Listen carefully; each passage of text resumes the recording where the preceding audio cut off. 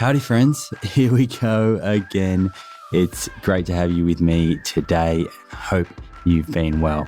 For new listeners, my name is Simon Hill, physiotherapist, currently finishing my Masters in Nutrition and host of this show, the Plant Proof Podcast. Each week on this show, I sit down with cool folks, super cool folks from all walks of lives, doctors, nutritionists, athletes, people who have overcome chronic illness and more, to have conversations that can help all of us become more mindful and conscious of the way that we live. This week's guest is none other than Dr. Zach Bush, endocrinologist and lifestyle medicine practitioner who is dedicating his life to regenerative agriculture and beyond that, human connection. Connection to nutrient-dense food, connection to the soil, connection to Mother Nature in general, and connection with each other.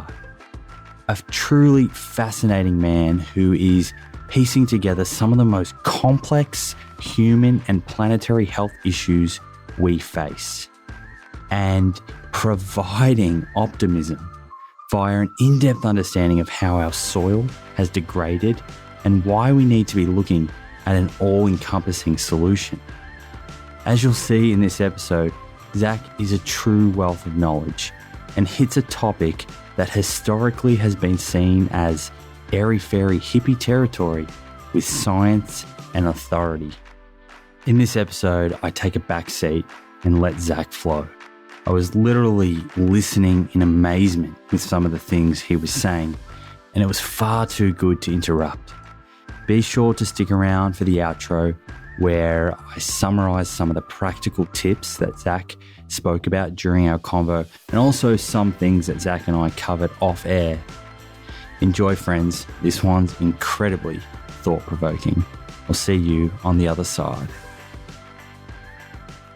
Zach Bush, welcome to the Plant Proof Podcast. Really thrilled to be here. Thanks for making this happen. Mate, it's great to be here in Encinitas. Is that how you pronounce it? That's it. Yeah. North County, San Diego here. Here we are. It's from what I've seen, because as I said to you just before, I've got a little bit of jet lag, but I got up this morning and went for a walk down the main drag here, and it looks like a nice little surf town.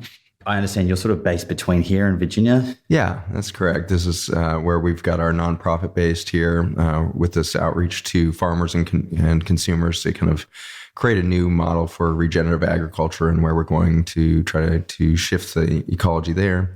And then on the East Coast in the Virginia area, I've got all of my for-profit companies based as well as my clinic there. And I spend a good third of my time on the road just lecturing to physicians, consumers, farmers, and the like around the world. So, and no stranger to a podcast or two. Done a few of these. It's funny, actually. I used to live, I'm from Sydney, but I used to live in Virginia. Oh, no kidding. Yeah. Oh, very good. So when I was about 5 to 10, I lived in Virginia Beach. Oh, yeah. Great space. Yeah. Now, so Encinitas, what is this area where we are here? What's it known for? Is it the beach, food? Tell us a little bit about it. Yeah, we're North County, San Diego here. And so there's a lot of large corporations that moved into San Diego over the years. And it's also got a big military presence here with the Navy base in the Bay here. So a lot of kind of more leaning rightward politically kind of group clashing with the Southern California kind of vibe out of LA. And so it's got a really nice mashup of left and right mindsets, and I think a really interesting kind of incubator for new ideas in a lot of different spaces. And then, of course, down here, we're kind of on the southern base of what is the second largest kind of epicenter of food production in the world or in this country. And so that California ag system comes right down from kind of San Francisco area all the way down through the Central Coast and into the LA area and then south here. So here we've got a lot of orange, avocado, big plantations and estates there. And then you've got more of the typical vegetable producers, anywhere from about 2 hours north up to about 10 hours north. So huge strip of some of the most kind of fertile farmlands in the United States. And interestingly, here in California is grown the highest variety of fruits and vegetables anywhere in the country.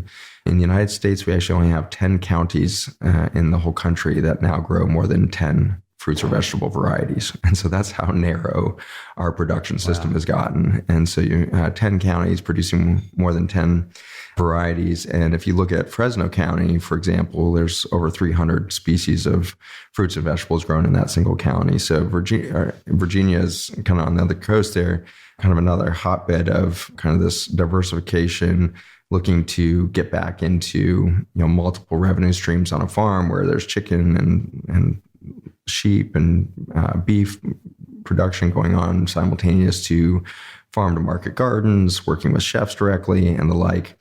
And so it's interesting that the coasts are starting to kind of redefine what agriculture needs to look like, where meanwhile we have the center of the country, the kind of these flyover states, as they've been called. These states produce the vast majority of crop land as far as acreage, but very little of that actually goes into food. Kansas is kind of one of those classic examples of this. Kansas as a state is 90% agriculture by acreage, and yet it imports 90% of its food. And so it's not growing food, it's growing corn, soybean, and other staple commodity crops that end up primarily actually becoming non-food items altogether. And so these will become the processed chemicals that go into anything from fuel to food production, things like high fructose corn syrup and things like this, all the way into plastics, polymers for the apparel industry and all this. And so all this farmland is not putting food on plates of Americans. And that's interesting because the chemical companies that have really convinced us that we had to go into this giant ag system of chemical farming kept telling us that we have to do this because there's 7 billion people on the planet and we need to feed those people. And the only way we can feed those people is by these genetically modified crops. And then you take a look 10, 20 years later to find out we're not feeding anybody with those crops. We're not actually creating food. We're not creating food. And so it's a real chasing after the wind that we've been on this pursuit with these chemical companies. They're actually growing the raw materials they need for chemicals. And so they're, ethanol being a good example. It's a huge swath of the corn production in this country is going into a fuel additive. Gosh, I didn't know that. And so sorry about the trains here. So that's the agriculture zipping up and down the coast here.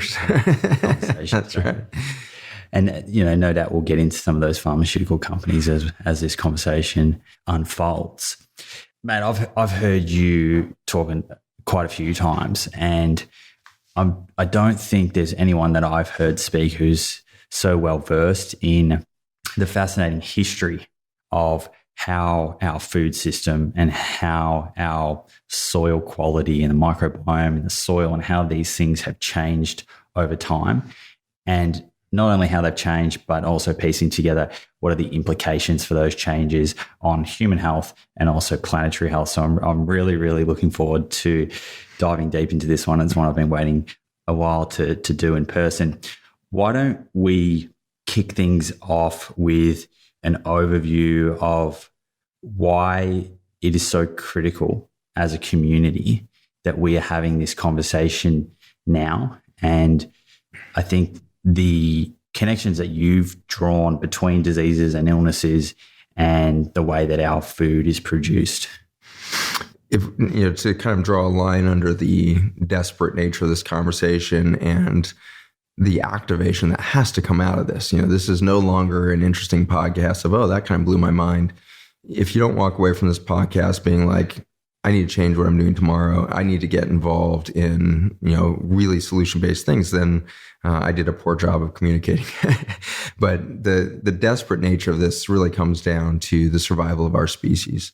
We can look at anything from the burden of chronic disease and the loss of productivity that we're experiencing to the cost of healthcare around chronic disease management to the very capacity for human reproductive facility there. And any of those are pointing to a complete collapse of our social, political infrastructures, our financial infrastructures, that happening within the next 20 years in the United States.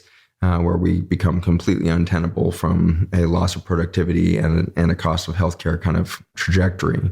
By the time we hit that mark there of 2035, somewhere in there, we're looking at an autism rate in the United States by that time that should be 1 in 5 children to 1 in 3 children affected by autism.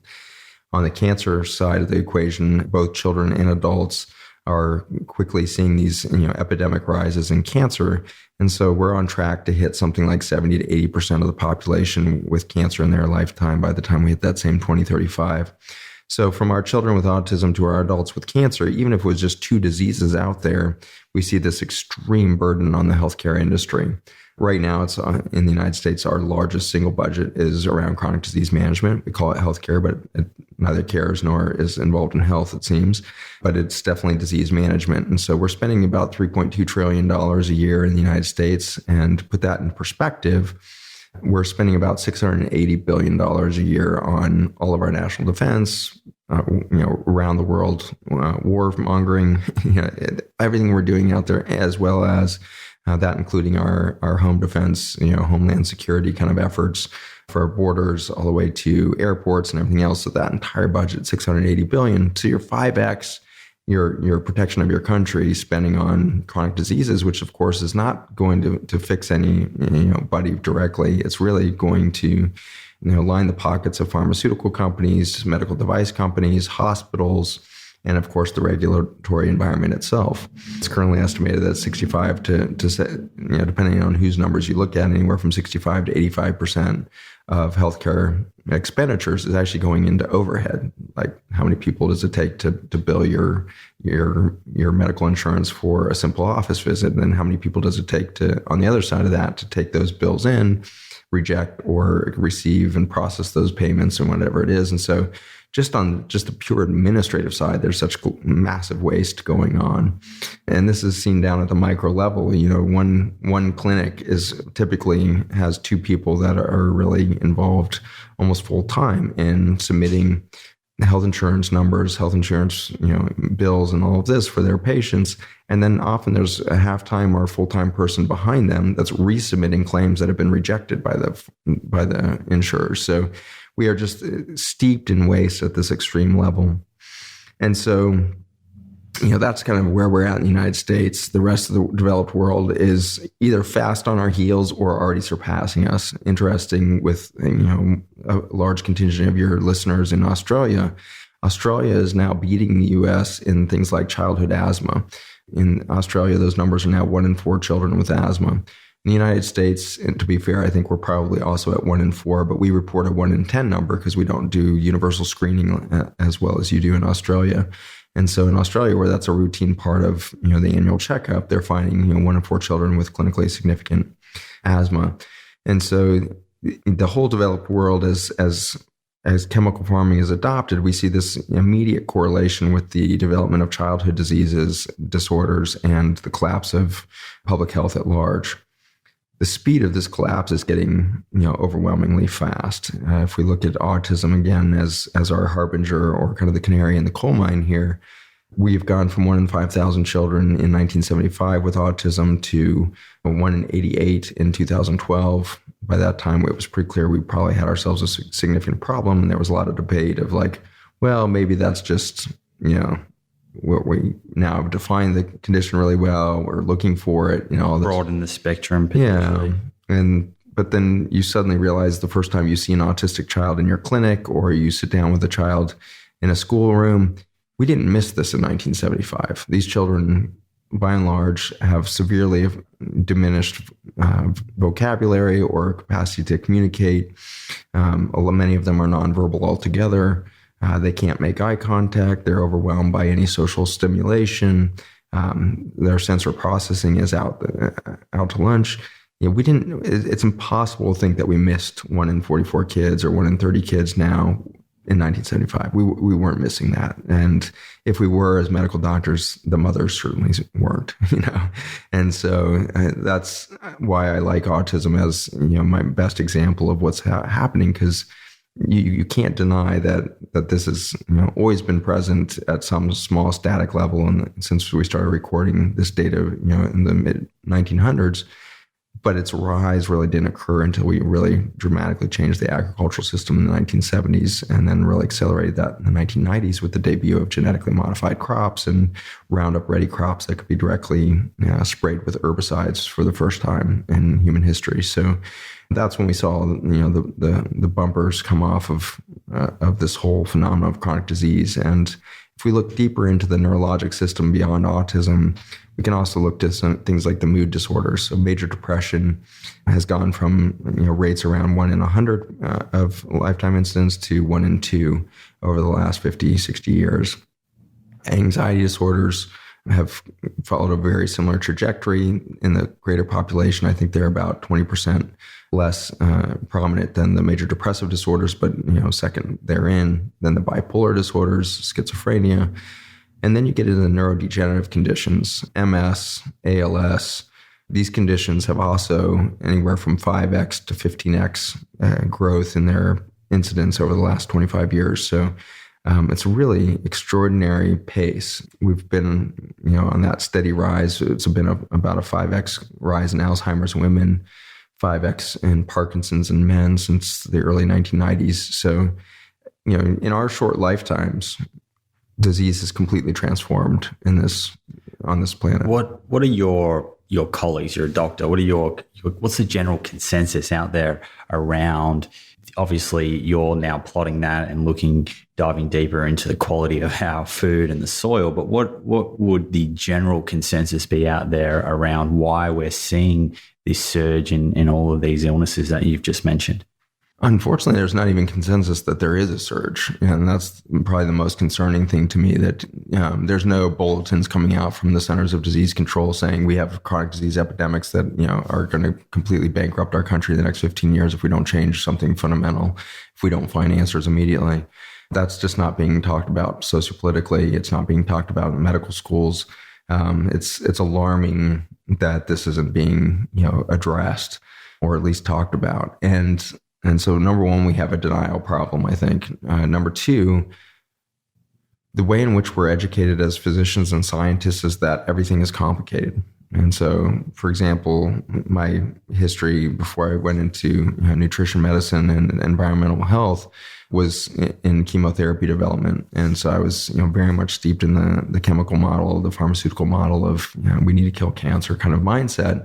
And so by 2005-06, I was steeped in labs trying to figure out how I could contribute to this advancement of knowledge on how to kill cancer. And to achieve that, I had to be down at this tiny little minutia of a particular protein that I became expert in, and wrote my NIH grants around the role of this protein in cancer or the killing of cancer.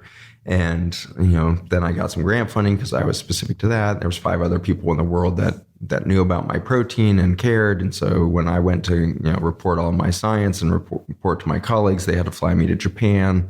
There was people that flew from all over the world, and it totaled only 60 people. And so there was only 60 people in the world that could have cared about or understood my research at the time.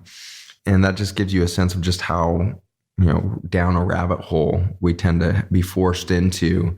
And so you now talk to somebody who only cares about a protein called COOP-TF1, and their whole funding and their track towards academic career is built around their success of that understanding of that single protein. And then you come along and say, we have chronic disease epidemics ranging from autism and ALS all the way to cancer. We need to figure out a solution. And in my mindset 10 years ago, I would have been like, are you kidding me? Like, I'm spending every waking hour just trying to figure out this one protein. Like, how could I possibly figure out all those other diseases? And so because we think everything is complicated, because we assume that disease is this super complex thing that's going to require billions of dollars of research just to figure out one treatment for one disease, we just don't even have the mindset that we could possibly come up with an understanding of a root cause, let alone a root solution to all of these things.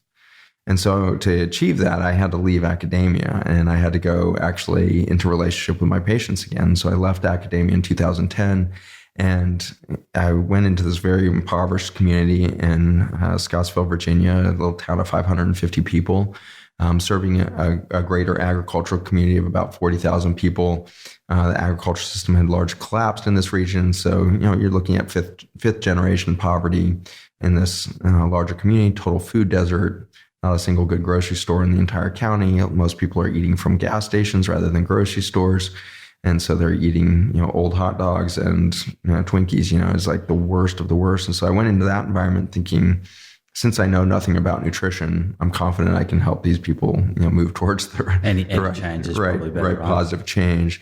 And so that was the journey. And it was after getting out into that greater environment and starting to see what was actually happening on the ground that I started to realize, oh my gosh, it's useless for me to be a doctor out here, in the sense that, I've got these families that have type 2 diabetes as their primary concern, but I'm already seeing grandma who's 62 with end stage, type 2 diabetes, has had an amputation of one of her legs. And I'm seeing her daughter who's 42 years old and is 20 years ahead in speed at which she's accumulating the complications of diabetes. She's already had stents in her legs and already has, severe dense neuropathy, can't feel her feet all the way to her mid thighs.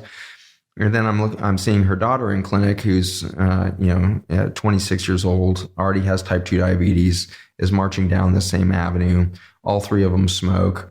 They have a fourth generation that is not able to come. They've the combined two daughters there, both of whom have severe diabetes and complications in their mid-20s, have had a total now of like 26 miscarriages over the last 8 years. And so that generation not only is steeped in chronic disease, they can't reproduce anymore. And so seeing that in real time was my intro, my slippery slope into, are we looking at the end of a species here? Because if diseases are marching that, jumping 20 years ahead with each subsequent generation, it means that if these women are able to give birth ultimately, after 26 miscarriages, it's looking dubious. But if they were, that child would be born with type 2 diabetes. You're looking at a child who out of the womb is insulin resistant, already has all of the genetic makeup for diabetes, and will never have a chance to have normal metabolic function. And so now that we've gone from, onset of diabetes at 50 to 60 to onset at birth over just 2 generations, we're really facing the reality of this is the end of a functional species. This is where we collapse. If we look at the male side of the spectrum, in the United States, we've seen a decline of 50% of the sperm counts over the last 18, 20 years. And so that at that pace, it's showing no sign of slowdown. If we cut that sperm count in half again over the next 20 years, we'll have some 40, 50% of males infertile. You can fast forward one more 20-year period. Now you're at 80, 90% of the males infertile from lack of sperm production. It's unimaginable. And so we're on it. We're right on this tipping point of human history. And at our current trajectory, numbers coming out of MIT and other places, we have about 70 years left. And that's less than one life expectancy, which is 76, 78 years now. And so when somebody born today won't be able to live a normal lifespan if we don't change. Gosh, our species will disappear. How did you? I mean, you saw that clinically, and you started to understand what was happening to our species. Then, how did you start to piece that together and connect it to a root cause, which you mentioned before? What unfolded from there? I had fortunately had some blinders removed right before I left academia. I was doing my cancer research. I was looking under a microscope and looking at the way in which this tumor was growing through healthy tissue, and so this kind of interface between cancer and healthy tissue around it. And I was thinking hard about what I was seeing and the mechanisms by which that was occurring. Suddenly realized I was late for clinic, still kind of under the microscope mindset. I run over across the parking lot to my clinic, throw on my white coat, my stethoscope, jump in, try to get into doctor mode, sit down with a patient and that I hadn't known before and said, what's brings you in today? And they had come in with a diabetic ulcer in their leg that it was now grossly infected. And so I was debriding this ulcer in clinic and just trying to make some sense of what I needed to do, whether it was hospitalize this patient for IV antibiotics or could I manage him as outpatient. So I was trying to clean this wound out. and suddenly got down to a space within that wound in the ankle where I'm seeing necrotic dead tissue interfacing with healthy tissue, and suddenly realized it looked exactly like the cancer tissue that had just been invading the normal tissue under the microscope a few minutes earlier. And that was one of my most important moments of singularity, to realize, what if there's actually no difference between a diabetic ulcer and cancer? What if there's no difference between diabetes itself and the process of getting cancer? What if in the end we're just looking at the collapse of health within the tissue, and then it manifests differently depending on which organ type you're looking at, or perhaps there's a genetic predisposition as to which organ becomes vulnerable, or now, knowing what we know today around the microbiome, depending on what antibiotics that person has seen, or what food they eat, or what air they breathe, the microbiome is going to determine their vulnerability. But in the end, it was a really exciting thing starting to unfold of, what if there's no such thing as disease and there's only a lack of health? There's a singularity moment that I was starting to brew on. And I was starting to give lectures right before I left the University of Virginia around this. And I made the mistake once of putting the word healing in my lecture title, and nobody showed up to hear my grand rounds. And, started to realize that I was being looked at or seen as this fringe, kind of mindset, or starting to dip into some sort of hippie movement or something like that. Because I was now starting to really think about and lecture on nutrition and its role, not just in cellular function in regard to disease, but how does it actually make a cell healthy? And that's just not understood in scientific communities now, and in medical profession at large. Nobody actually really talks about or understands what goes into making a cell healthy. I think that's a really interesting point that you just mentioned then, because we often hear about the lack of nutrition in medical curriculum, right? But, these days we're seeing doctors starting to talk about lifestyle and nutrition, but I can imagine, in 1990s, even before then, like you said, it would have been very hippie-ish to be bringing up ideas about healing through food. Yeah, and I mean, it's really the oldest idea, right? And when you look at medicine, Hippocrates himself, 2,000 years ago or 2,500 years ago, says, let thy food be thy medicine. So we're taught Hippocrates, we're taught that stuff, at the advent, but that's kind of like day one of medical school. And then you have 4 years of disease, management steeped in it. And then you go into your residency.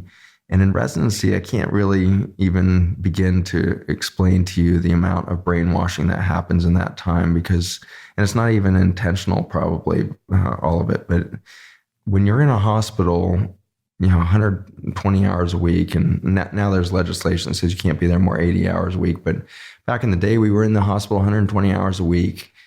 You see your whole life, every waking minute is around this onslaught of sick people pouring in on you. And so you've got, decompensating diabetics, you've got heart attacks, you've got cirrhosis and end-stage liver disease, you've got end-stage kidney disease coming in, you got people with bleeding problems. Like, you are absolutely the finger in the dike. And you just, at some point very quickly during your intern year, start to feel a sense of hopelessness of like, there's no way I can ever, get on top of this. It's always going to feel overwhelming. I'm always going to just be, one day at a time, slog through the emergencies of today, and then wake up and do it again tomorrow. And at some point, this whole thing of like, well, we should eat healthy or we should exercise, which you're told again during medical school. You'll take a nutrition class maybe in your first semester. You'll probably take an exercise physiology class sometime in undergrad before you get to medical school. So you've got this vague idea that exercise but when you're seeing this onslaught of end-stage advanced disease, it's like, I can't go tell this guy who's lost his leg from diabetes that he needs to go exercise. I can't even bring my brain to believe that this person coming in with their fourth heart attack in 6 months, it just needs to change their diet. Like, they don't have blood flow left to their entire heart. And so I think it's, largely that like hopelessness kind of mindset sneaking in on us, which is, there's no way lifestyle is powerful enough to overcome this level of chronic disease. And in that brainwashing or in the loss of perspective, we forget that, 15 years earlier, that person didn't have any disease. And that's amazing. That body with the same genetics, the same capacity at the cellular level for repair, or at least, used to have that capacity, was all there just 15 years ago in that body. And that's goosebumpy. That's like, that should shift us completely. Like, oh my God, that person just a few years ago was healing at a pace that was outstripping their rate of damage. And so they had no disease. And then they reached a tipping point where their rate of injury started to exceed their rate of repair. And so they developed a chronic condition or disease process. But all that is a tipping point, and it didn't make the healing process go away. If you stopped healing completely, you'd be dead in 3 to 5 days. And so your body's turning over at such an extreme rate. Your entire intestinal lining is brand new every 3 days. And so if you stopped healing, if you stopped repairing your body, if you stopped regenerative biology, you'd have a necrotic dead gut in just a few days. That's the perspective I think that we need. You know, you spoke before about potentially, or not potentially, about, you know, doctors in general perhaps denying that there's a surge in some of these diseases. And I can see that if you're treating patients that have disease day in, day out, it becomes the norm. You know, you just think that this is the fate of humans. Yeah. We start to believe it's part of the aging process, right? And you hear people, the consumers talk about this too. Like you drop into any, you know, country club or, you know, golf course in Florida, what you're going to hear is everybody talking about their health problems. I'm on my second hip replacement. My bunion was bothering me this morning. My stupid diabetes, and I can't eat gluten. I heard it on the way yesterday at the airport. The guy scanning through security, talking to his buddy about the new drugs he'd been put on for his diabetes. Yeah, it's everywhere. Yeah, and good point on security. It's hard to go through security anymore without somebody being stopped because they have an artificial joint. Exactly. So this is our medical mindset as well. No problem with arthritis. We'll just completely replace your hip or knee when it gets too bad to move. What a ridiculous mindset, in that our knees are healing machines. Every cell in our body is a healing machine. And if we overlook that and we continue to micromanage the aging process through more technology and more devices and artificial whatnot, we're going to miss the magic of being human. The magic of being alive is that you are literally a regenerative force of nature. That's too humbling. Like you tap into that really at the core level, get out of your head for a second and really steep in knowledge. Feel this in your gut. Feel this down in your gut. You are literally a healing force of nature, and you were since you were conceived in the womb. That mindset has disappeared from our entire medical education and philosophy. We aren't given the perspective that life is a gift. We're given this model somehow that we're entitled to it. And it's totally reasonable that your government and your fellow taxpayers are going to pay, you know, $4 to $6 million of healthcare between the ages of 45 and your death for the micromanagement of your aging machine that you're entitled to. With that, no doubt you start to take your health for granted. You take everything for granted, and you start to take the pharmaceuticals for granted. You start to take, you know, all of our scientific knowledge for granted. You just take for granted that you can go in and get that new hip and be back on your feet in 2 to 3 months, and life is totally fine. Well, you just threw a giant Band-Aid on the problem that your body stopped healing some time ago, or it's markedly slowed down, right? And so as you start to slow down your healing process, our immediate response to the first evidence of aging should be, oh, how come? You're a force of nature. What's degrading you, or what's accelerating this decline in your body? And instead, we're like, oh yeah, that's just normal. We normalize the whole march into kind of chronic disorder and disease. And if we look out at nature, I just don't think we see the same thing happen. You've never seen a bird take off from a nest with arthritic wings and it can't flap, and we don't see aging process happen in the nature until we steep it in enough chemical, and then we suddenly see death and disease in our animal populations. But an elephant, an African elephant living from 80 to 120 years of age, they suddenly get up one day and they walk to the elephant graveyard. They don't need to be told where to go. They don't need to, be shepherded through the process of regeneration. And even at that stage, they know what's happening. Their soul is ready to release from this body that's carried them. They walk to the elephant graveyard, lie down, and over kind of a ritualistic process, their soul or spirit escapes that animal, and then they pass. And their relatives come back to move the bones around and to minister to that space and give honor there. That there's something there. There's something that we could find in that elephant story of like, wow, where did we miss all that? We missed the fact that life is a gift at the beginning, and we missed that death is not an endpoint.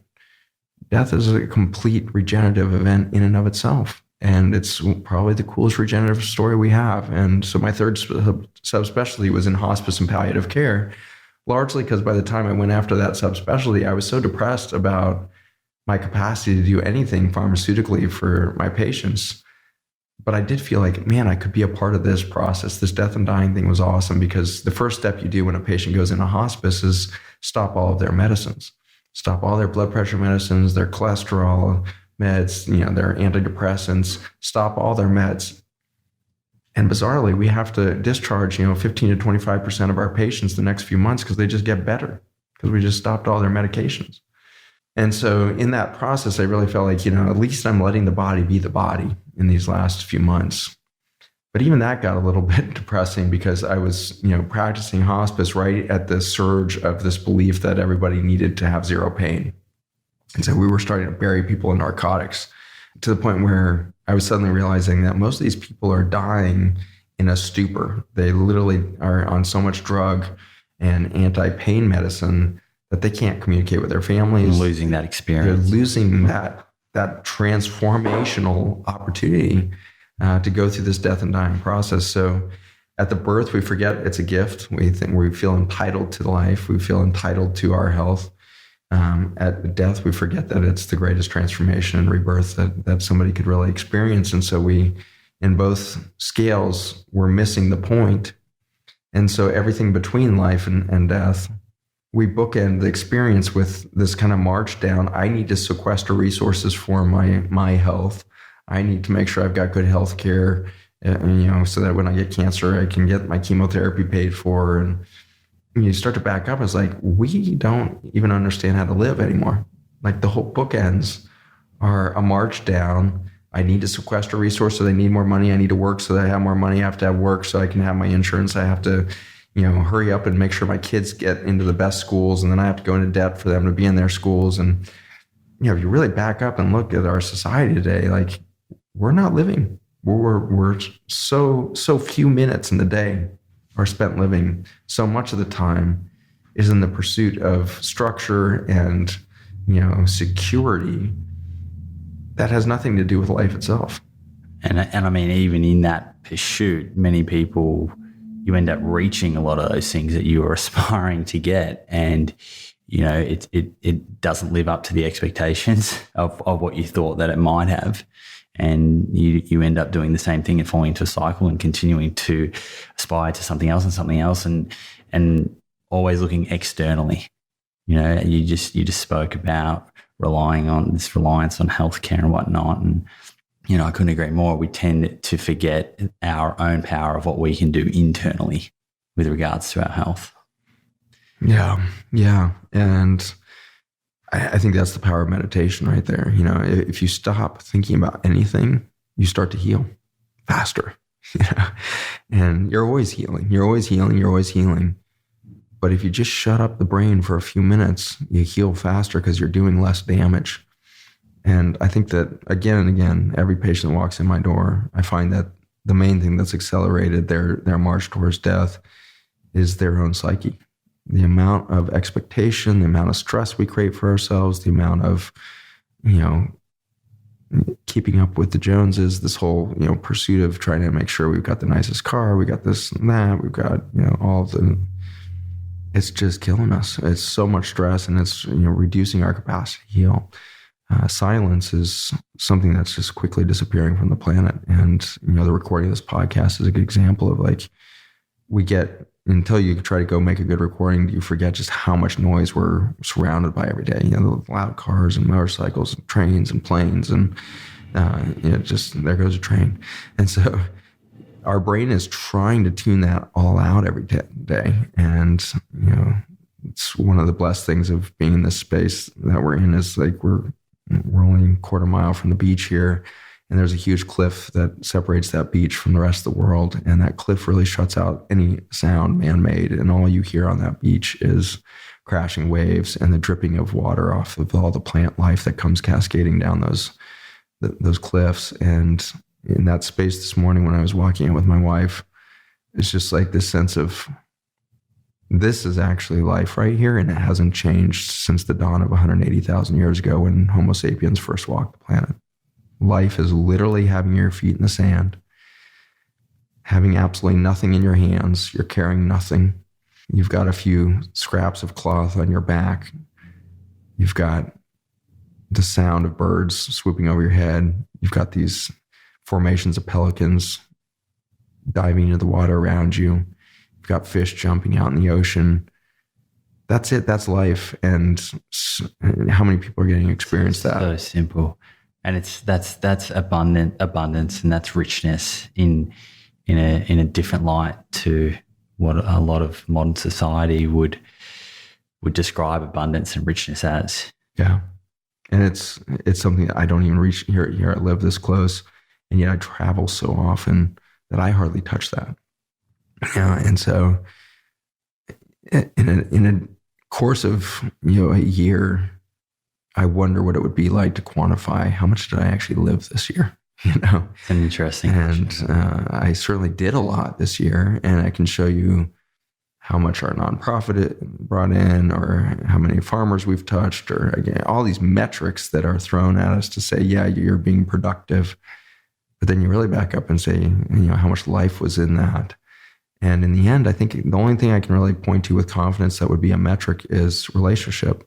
How many humans are you in relationship this year compared to last year? How many relationships did you maintain this year? How many dinners did you share with somebody else this year? Human relationship is disappearing quickly. Our main interface with humanity is now through Netflix and Twitter feeds and Instagram and all of this division that's forced by technology around us. And we're dying quicker. Such an important thing to think about is not only the food that we're eating, but who we're spending our time with, who we're eating it with, who we're surrounded by. Yeah. A great lesson from some friends of ours that came out. I was speaking in Virginia a couple of months ago, and they flew out this husband-wife team from Icaria, Greece, tiny little island in the Greek Isles, and it's one of the blue zones on the planet where a huge percentage of their population lives over 100 years of age. And they prepared this, amazing 6-course, Greek meal for us that she had handmade and had foraged for a couple of days around Northern Virginia to find resources for this meal. And she took us, ingredient by ingredient through the experience of what it was to cook this and the emotions of love that she had cooked into it and the care that she had for this audience of, 16 people that she was cooking for and all this. It was just a beautiful experience. And then the husband got up at one point, me or somebody else said something along the lines of, this is really the essence of nutrition right here. This is what we're missing. And he got up and he said, no, this isn't the essence of nutrition. He said, in Icaria, we never ask, what did you eat for dinner last night? But you always ask, who did you eat dinner with last night? And I was like, holy smokes, that just blew the doors off of my mindset of nutrition of like, food was probably only created really for fellowship to happen because the plants ultimately don't have to do anything to eat. It's part of their structure. The fact that this mammalian body that we live in demands this constant food intake that is such a process speaks to the fact that it's one of the methods that nature intended for us to be in relationship over. Connection. Yeah. And that's a really cool pause moment. So you had this sort of paradigm shift or mindset shift and realization about healing and loss of health and how that would show up in various different diseases affecting different organs, but essentially all loss of health. How did you then go to connecting that to a loss of health in our soil and the microbiome in our soil? It started with my cancer research. My cancer research had been looking at vitamin A compounds, which are out of a lot of nutrient sources, carrots, for example. And so these retinoid compounds that were out there in nature were starting to prove to be very effective at killing cancer cells through some pretty unique mechanisms of cell suicide, which means that you don't actually even have to have an intact immune system to deal with cancer. The cancer just starts killing itself. And so that was an exciting kind of new area that I was pushing into. And in pushing into that space of apoptosis and programmed cell suicide and the role of vitamin A in there, it started to crack the lid on, I think food could actually be a really important piece of this that I've never been taught about. And then simultaneous to that, Neil Barnard put out his program for reversing type 2 diabetes or reversing diabetes. And it was basically a rewrite of Dean Ornish's book that I think you're having Dean Ornish on your show soon. I had Neil on the show a couple months ago. Oh, you did? Oh, good. Yeah, Neil's fantastic. So his book was a massive turning point for me because, here I was trained at the third best endocrine program in the world and nobody had mentioned you could reverse type 2 diabetes. So when a patient brought this book in, I was like, that sounds like complete bunk, but I'll take a look at it, and read it over the next 2 nights almost without being able to put it down, realizing that, oh my gosh, I'm missing the boat in my endocrine practice. And so as an endocrinologist, it was super humbling to see somebody come along, because Neil Barnard is a family medicine doc, brilliant in his approach to diabetes. But you look at Dean Ornish, who really kind of redefined with the same book. Dean Ornish wrote the book, a program for reversing cardiovascular disease around 1992 or 94, something like that. And Neil Barnard's book is very much kind of a rework of Dean Ornish's book, unapologetically and admittedly. And so these guys, were building their work off of Gabe Merkin out of Georgetown in the 1970s, who was the first guy to really prove that nutrition was far more powerful at reversing high cholesterol and cardiovascular disease than the brand new statin drugs that were coming out. Contemporary to them was Colin Campbell, who was starting to really demonstrate that the cancer that was rising in rates in the Philippines under the American kind of food delivery project, where we were trying to end starvation in the Philippines by importing all this meat and dairy, we were starting to see this really rapid rise in liver cancer in Filipino kids and all this. And so in teasing that out, Colin Campbell discovered that the protein was causing cancer. And so that was a huge debut of, shift in kind of the reversal of what we had thought was the food pyramid, and realizing that protein could actually be damaging to the body and predispose us to cancer was mind-blowing. And so all of these guys, really the predecessors saying food was important. And I hadn't heard of any of them until Neil Barnard's book was handed around our clinic by a couple patients. And then I went and I saw Neil Barnard speak. And that was a big turning point for me to realize that not only realize that there was a new way of thinking about disease management, but also that there was a community out there for me to engage with. Those were some seeds that needed to be planted so that when I did leave the university in 2010, I immediately found myself very lonely and isolated in rural practice, 365 days a year on call. I had to see everything and walk through the door. I was really a doctor for the first time in my life, I think, at that moment.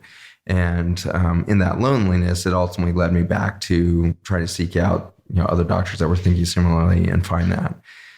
But what happened in my clinic to kind of lead me down this avenue to just finding our way back to ultimately the microbiome and food science under a new lens was that I started, applying everything Neil had written about and everything that, all the way back to Gabe Merkin and Colin Campbell and Esselstyn, all these guys that have been writing since the 70s, that if you put people on a plant-based diet, go to a very low-fat intake, you would see inflammation crash immediately.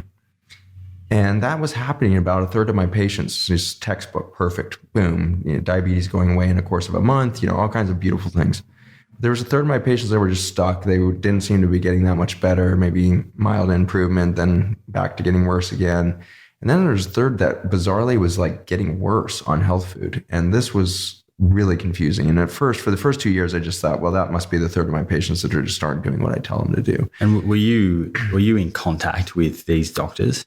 Not directly at that point. At that point, I was, very much, brand new to this industry. Didn't think of myself as a thought leader in nutrition at all. And so I was just trying to apply, everything out there in the literature to these patients, and to watch those patients getting rapidly sicker, like the inflammation markers rising over the course of 4 to 8 weeks from putting them on kale juice and, all these intensely, nutrient dense foods, supposed to be healing them very quickly, and they were going the wrong direction. And after 2 years of starting to really know those patients, I had to come to terms with the fact that not only were they, trying to apply everything I was teaching, they were eating healthier than I was. Like, they were really doing their work to change their lifestyles, and it simply was not working. In fact, making them worse. Yeah, I guess it would be quite easy as a practitioner to assume non-compliance in a situation like that. Like, if you're adamant on something helping someone, they're not getting the result that you desire, well, they must not be doing it right.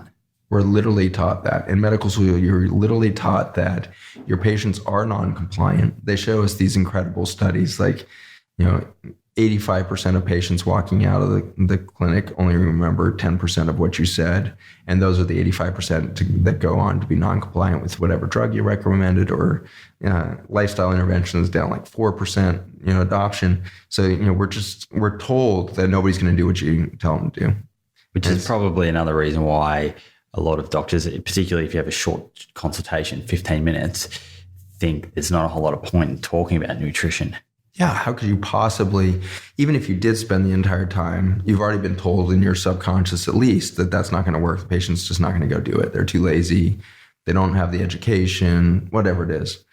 In my clinic, it takes 2 hours to even start the conversation around nutrition. It takes so much time because this is literally what they've been doing since they were able to put food in their mouths. And so to take them from what are these deeply learned practices and belief systems and belief structures around what is food, what is nutrition, it's a huge paradigm leap to get them to think differently around that. And you really have to invest the time, and then you need the frequent follow-up. And so, in hearing this podcast, most doctors are going to say, there's just no way I can do that. Like, I don't have the time. I can't get reimbursed for that. I would have to, close my clinic just to teach a few patients how to do nutrition. And so we've been working over the last 10 years to really figure out, what does that system look like? What does it look to have a delivery system where all of that is taken care of before the physician ever steps in the room, and who are the players there? So we use a system of health coaches, nutritionists, and, really kind of lifestyle modification psychologists to help us understand and model these kind of online courses that we now teach. And that helps just get all of that content into the patient's own space and time. And that's ultimately an education. And so we're really starting to see this of like, okay, it's not, if doctors never come to learn nutrition, it doesn't matter as long as the patients have access to the information. And so my great excitement is just how dedicated my patients were in that poor community in Virginia.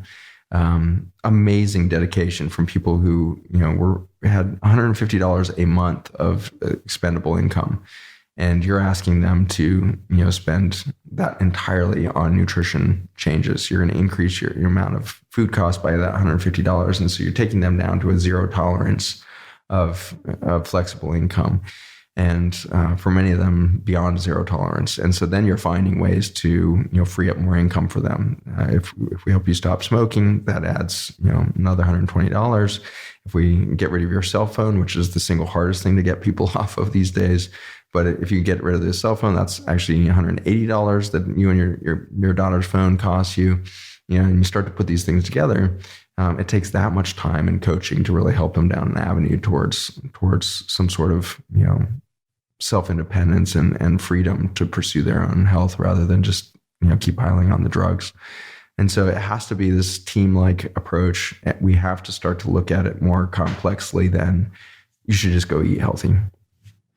Especially when we dial back now, before I lose the train of thought, to this third of the patients that are now eating healthy and getting sicker for it. what the heck is happening there? And so that took us a couple of years to really figure out. And it was Dr. John Gilday, who's a brilliant PhD, works in my labs. And he's full-time at University of Virginia as well, so a busy scientist. But he was the one to really first uncover this relationship between Roundup, that's now in the food, this pesticide, and the impact of that food on the human biology. And so in that journey, we've been able to really tease out the fact that health food that's now grown in a toxic environment, kale, for example, is extremely high in Roundup residues. And Roundup being this weed killer that's actually not really used as a weed killer anymore, less than 0.1% of Roundup actually hits a weed. It's really used as a crop treatment and soil additive, if you will. It's sprayed across all farms that are growing any of the staple crops in the developed world now, really. It's genetically modified corn, soybean, alfalfa, canola, sugar beets, and keep going down the list. So if it's not killing weeds, what's it actually doing? It's stressing the soil. And so in stressing the soil, you can actually stress a plant such that it starts to produce more fruit in the short run. And so more fruit coming off of that plant, or more vegetable as it might be. A corn plant, when stressed, will actually have more progeny. It'll start kicking out more effort to reproduce, so it'll have more corn on it. And so by stressing the plant, we can get it to try to do this kind of last-ditch effort at survival, which is make more seeds. Interestingly, we do the same thing with our cattle. We put cattle in feedlots on a drug called a beta agonist that's basically like adrenaline. It's basically pushing them down this fight or flight state. And in so doing, they put on more fat and in those last 4 weeks so we can get them to market quicker. And so by stressing the animal, their reaction is, I need more, I need to put on more reservoir of calories. And so they start storing fat. And now you look across the human population, we're at 1 in 3 adults with obesity in Australia and the US and much of the developed world now. At that rate of obesity, you can quickly see, well, of course, we're putting on, the vast majority of these people on drugs and, caffeine and other stimulants that are driving them down the same fight or flight pathway, and they're gaining the weight due to this kind of fight or flight overdrive that's kicked in. And so the greater ecosystem is that it's less about telling people they need to go and eat healthy, and it's a lot more about understanding the role of the environment, both at the soil and ecology level, as well as the environment of the individual. What is their stress level as to what that food is going to manifest in them? And my clinic has been full for decades with women who are going on diets endlessly to lose weight, and they just can't find ideal body weight no matter what they do. And if you back up away from the nutrition and stop just thinking, well, you're just eating the wrong things, you find out, no, the vast majority of those women are eating way healthier than their husbands or other people in the population that are normal body weight. In the end, they're not sleeping, they're over-serving, they're taking care of the kids, they're taking care of their husband, they're taking care of their local school, they're taking care of the church, they're taking care of all this, infrastructure around them at their own expense. And so they're running on adrenaline 24 hours a day. They're surviving on caffeine and Starbucks and all of this going on. And you're like, well, it must be the 600 calories in your Starbucks. No, if you back up, they've only had 2 cups of coffee all day, and that was, 2/3 of their entire caloric intake. They only had 1,800 calories today. That's not what's causing them to be obese. What's been causing them to be obese is their brain is always in this damage control, fight or flight. I need to do more, I need to do more, I need to serve more kind of mentality. And so their metabolism is crashing. Everything's starting to shut down. And so, for all of you listening, back up for a moment and just ask yourself, what is the matrix of food in your life? What is your relationship to that nutrition and food? Because you may have gone down this massive rabbit hole of, trying to be keto or trying to be paleo or trying to be vegan or whatever it is, and seeing some results, but probably not the ideal situation. And if you're not in that, sense of like, I've reached ideal health through ideal nutrition, then back up for a moment and wonder for a second, is it because of the relationships you have around food? Are you using food as a relationship in your life? Are you, plugging in some of the loneliness and sense of nobody can see me, nobody hears me, nobody really caring about me, nobody understanding what I'm going through? And so I'm going to have a piece of chocolate, or I'm going to have that caffeine, or I'm going to have some fat, salt, sugar combination, or macaroni and cheese, or whatever your comfort food is. Is it a relationship first? And then number two, who are you sharing that food with? Because the microbiome of the people around you is shared. And so I see this again and again, that a woman has been dieting for years, but her husband has refused to make any nutritional changes.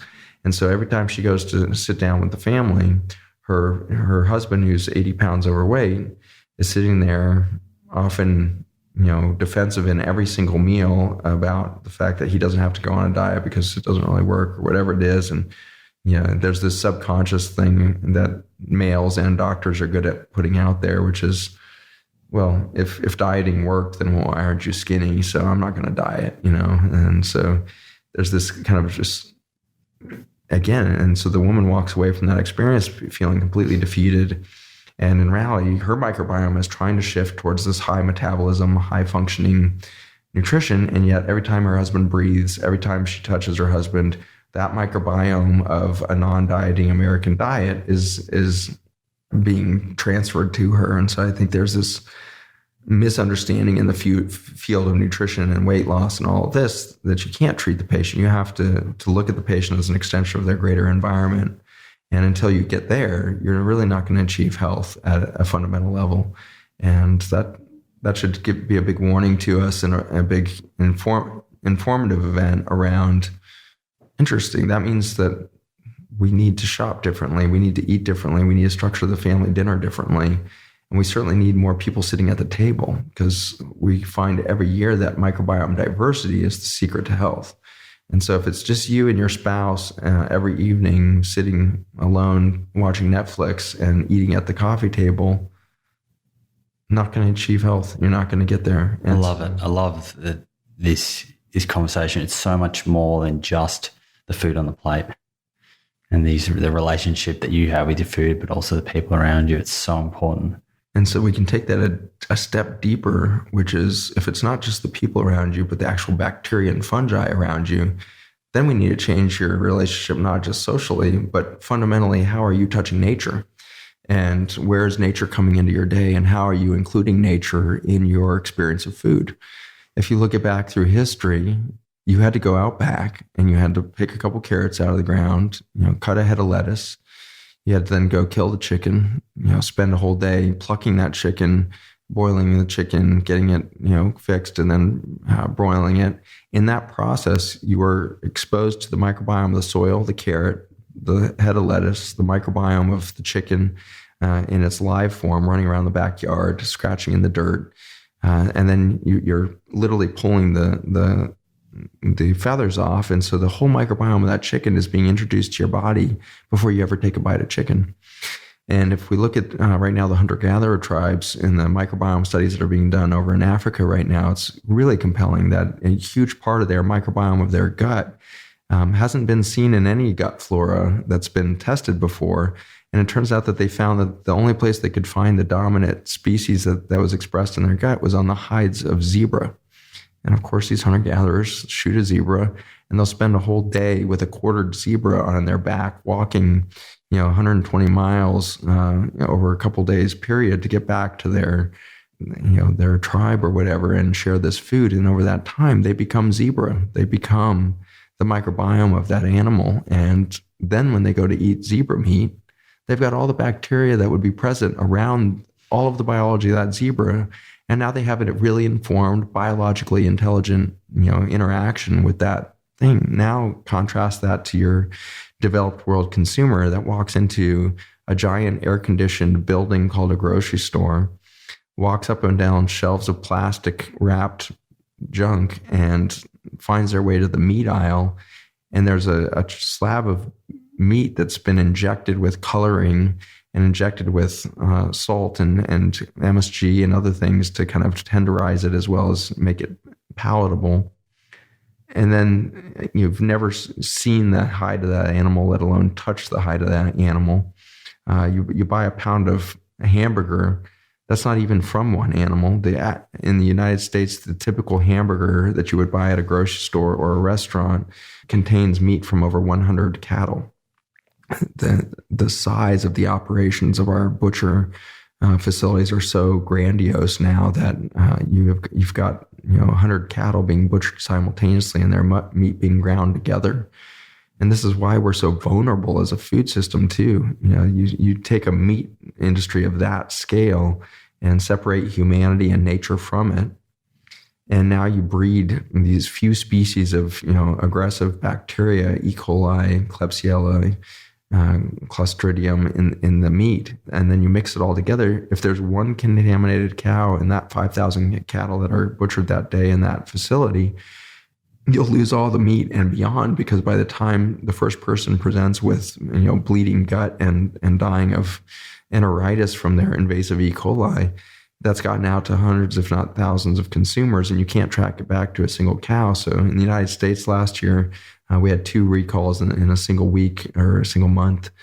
We hit 18 million pounds of beef recalled in a 3 or 4 week period. 18 million pounds of beef recalled that would never go back on the market again, because they couldn't figure out where it was coming from, because all the meat's all mixed together, and it's just so vulnerable. The whole industry is so vulnerable to collapse because there's just no nature left in it. Not only are you separated from the animal, the meat itself is separated from any single animal, lineage. And so we're so impossibly divorced from the ecosystem in which our food would grow. And I think that that's your next step. If you're like, we've made the hard decision to really commit to family dinner every night, and we all eat together at the table, then you need to do the Ikaria grease thing, which is a really cool thing that they told us as well, is that in every home in Ikaria, there's an extra seat at the table in anticipation that somebody will stop by for dinner. And so that's a really cool concept, is, stop thinking of dinner as your immediate family and make sure you're having people over all the time. Maybe that's your kids' friends. Maybe that's your friends. An open door policy. Just keep that open door policy on the food environment.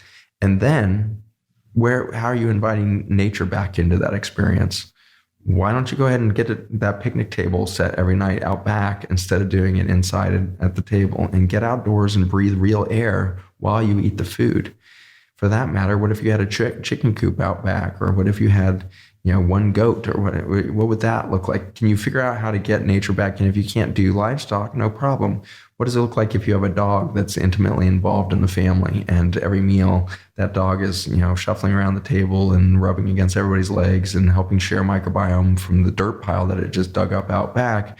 That's bringing nature back in somehow. And so on all these levels, you start to see that. What if you ate dinner at least once a week with bare feet outside? Well, that's interesting. That means, so really do that. Why don't we set a picnic instead of the picnic table? What if once a week we were just down in the grass and everybody had bare feet, and that was a once a week experience? What about light itself? I'm so compelled by all this new science coming around light medicine now. One of the main therapies we use in clinic is infrared technologies, in kind of the non-visible spectrum as well as the visible spectrum of red light. And of course, that's the light that is dominant at sunset, and that's the light that's dominant in a fire. And so imagine if once a week or once a month you said, okay, this is our bonfire night. After dinner, we're going to start a fire out back, and we're going to sit around under the stars and just sit there in the dark. And what's going to happen is you're going to start to tell stories about what's happening in life, and you're going to start to remember things that happened in childhood when you were at the Girl Scout camp and you sang this song, and suddenly you're teaching your kids a Girl Scout song that was so far from your psyche or remembrance until you were sitting around a campfire again together. And so we have to think so much more broadly about our reconnectivity to nature if we're really going to solve this health crisis that we kind of started the conversation with. Let's loop back. You spoke about glyphosate. Mm-hmm. And of course, this reconnection with nature in terms of, I guess, the food on our plate, a lot of it depends on the quality of the food, right? The use of glyphosate, you mentioned, was to create stress on the plants so they would create or have greater yield, I suppose. What does glyphosate do to the environment, and why is that a concern? This is good timing to bring up glyphosate, in the sense that everything we just painted, I think, is starting to bring our collective mindset towards what health might look like. And now consider what we did instead of everything we just talked about. In 1996, we genetically modified our staple crops to be directly sprayed with this chemical, glyphosate, which is the active ingredient in Roundup. And we would call them the Roundup Ready crops initially. Now they're kind of just known as GMO, or genetically modified organisms. And those GMO organisms are really set up to be able to handle this high spray environment. And if we take a look at that chemical, we find out that it's actually affecting every step of what we just described of health. It's reversing. And so if we start at the microbiome level, which is where we had just left off, it functions as an antibiotic, anti-parasite, and antifungal. It's actually never been patented as a weed killer, which is kind of weird because that's certainly how it's been marketed to residential consumers as well as farmers. And this weed killer is this phenomenal tool. Well, it's potently antibiotic, and it kills plants for the same mechanism by which it kills the microbiome, by blocking an enzyme pathway called the shikimate pathway. And this enzyme pathway blocks the ability of bacteria, fungi, and plants to make what we call the aromatic or essential amino acids. Amino acids are the building block for the proteins that would build your body. Human body has about 250,000 different proteins. And you can imagine here like a pile of Legos. And so you've got, your two element block, you got your 4-element block, you got your 6, maybe you have an L-shaped one, you've got, these different shaped blocks, different colors. And if you go to the instructions to build any building out of Legos or any airplane, you can build 1,000 different variants. It just depends on which combination you put these few Lego shapes together. That's exactly the amino acids. And so we have this very short deck of number of amino acids, very much like the alphabet. You've got 26 letters. You've got these building blocks that need to go on to make hundreds of thousands of words. And the words of the proteins not only have to be spelled correctly, they also have to then go on to fold correctly. And protein folding is a very complex, confusing field, but it has a lot to do with electrical charge. And so if we back up and look at the shikimate pathway, we realize, wow, we're blocking the ability for the alphabet to even be formed for your body's spelling of all of those proteins. And so when you start to eliminate the vowels, which are these essential amino acids, there's 9 essential amino acids. And so picture taking one of the vowels out of the written language. If you removed a Z, no problem. My name and zucchini is misspelled, but otherwise you're doing okay. But if you take out an A or an O, suddenly you're misspelling, some 20, 30% of the words. You take out an A and an E, suddenly 80%, take out an A, E, and I. You take out all of the vowels. Now you can't spell any words. And it turns out that in the essential amino acids coming through that shikimate pathway, you're looking at least half of the essential amino acids or the vowels for the spelling of your proteins are gone. That seems to be an extremely silly thing to do. Ironically, the chemical companies, starting with Monsanto and then every one of them that's made this chemical since, most of it being made in China now and being dumped on the Australian market for pennies on the dollar because you guys have a free trade agreement with China since 2007.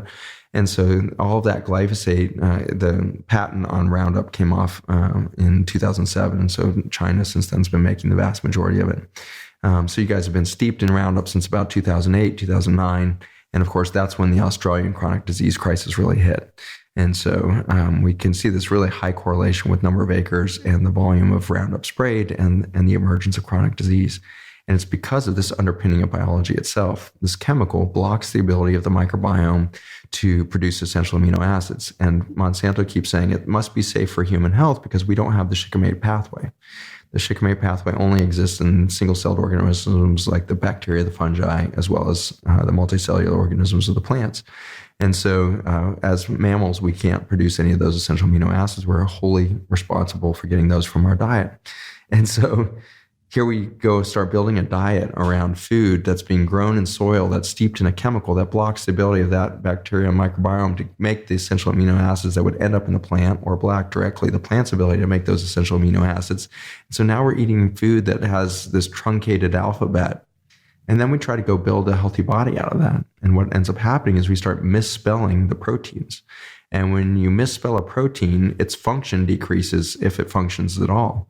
And so as you get a decline in protein function, the primary area here we're talking about is enzymes. Enzymes are the workforce for any cellular function, any extracellular function.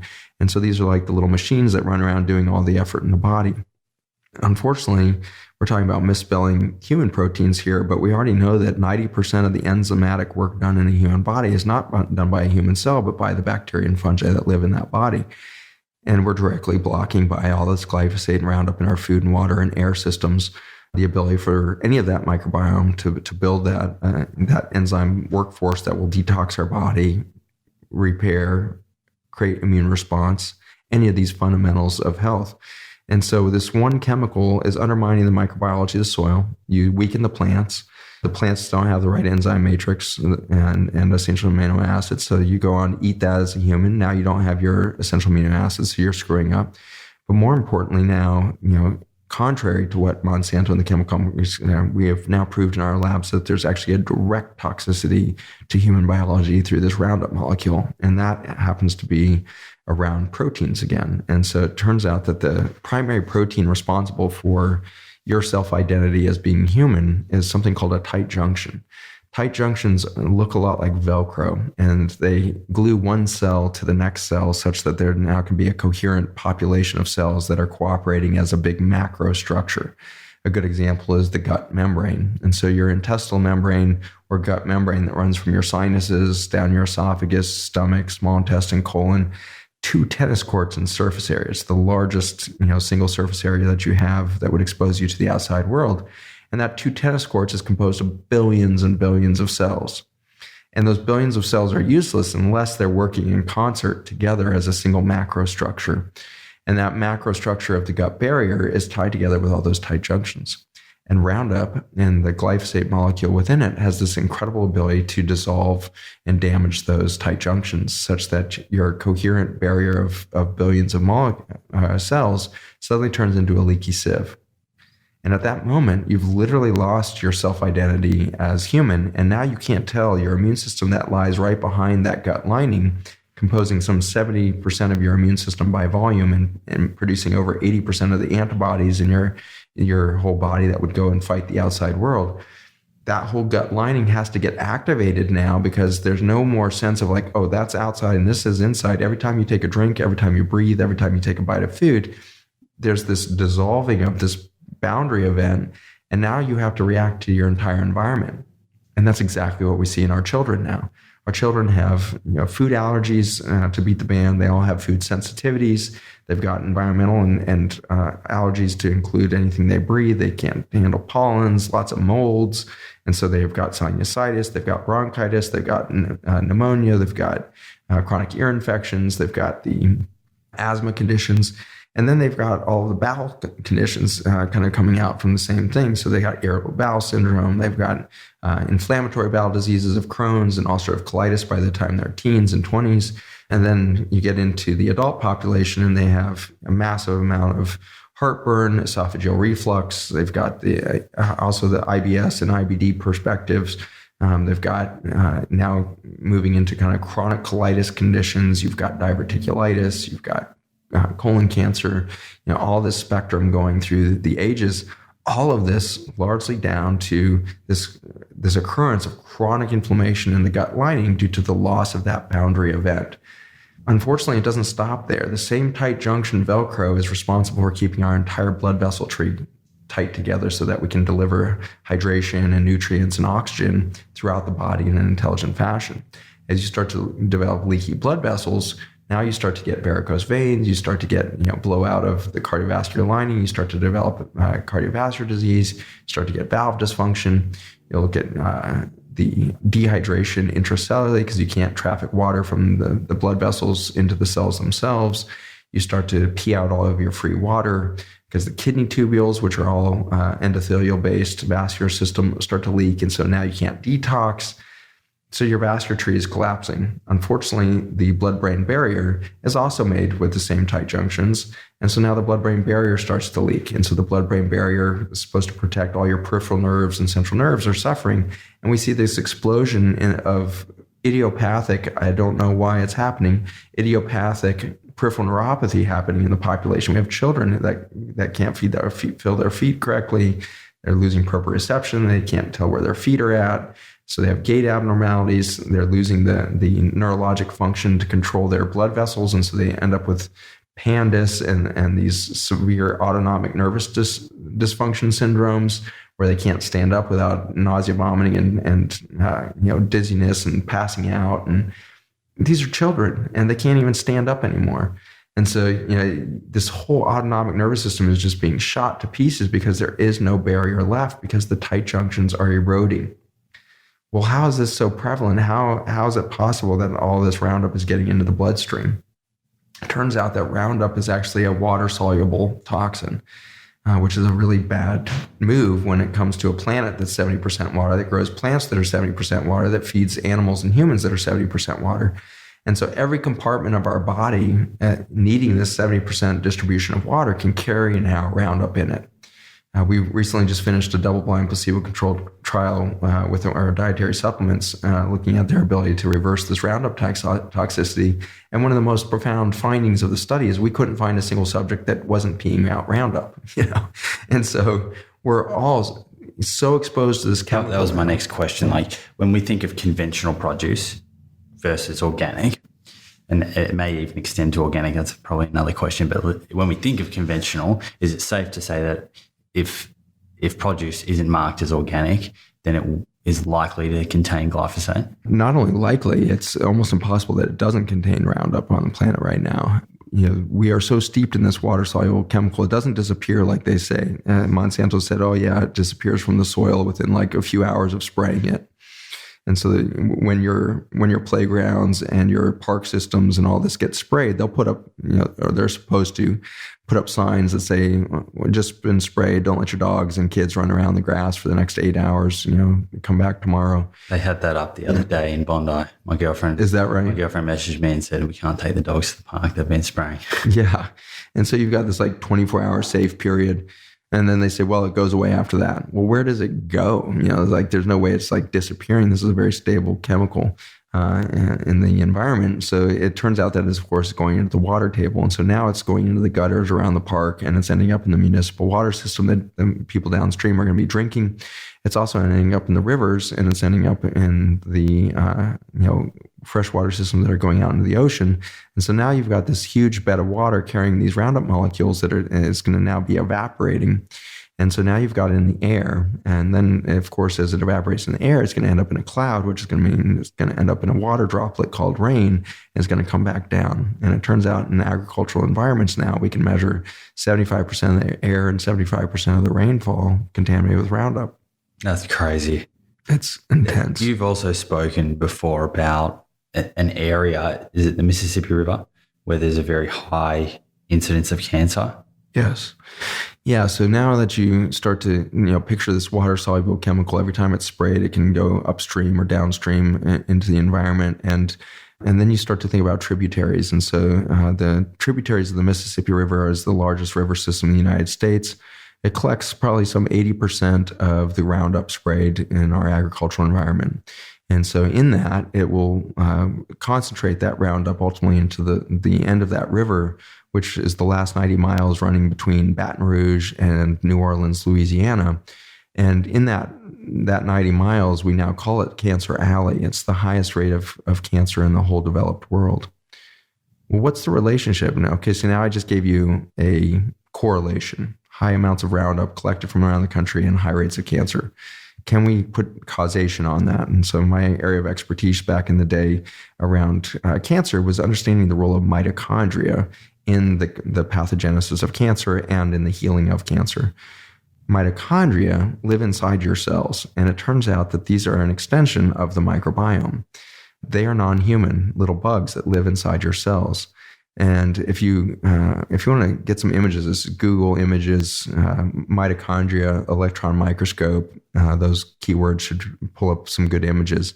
You suddenly realize that single cell looks like a petri dish full of bacteria. And the bacteria are not bacteria. They're the little mitochondria living inside your cell, and the cell is literally full of them. A typical human cell, especially when we're young, at age 2, we have an average of about 200 mitochondria per human cell.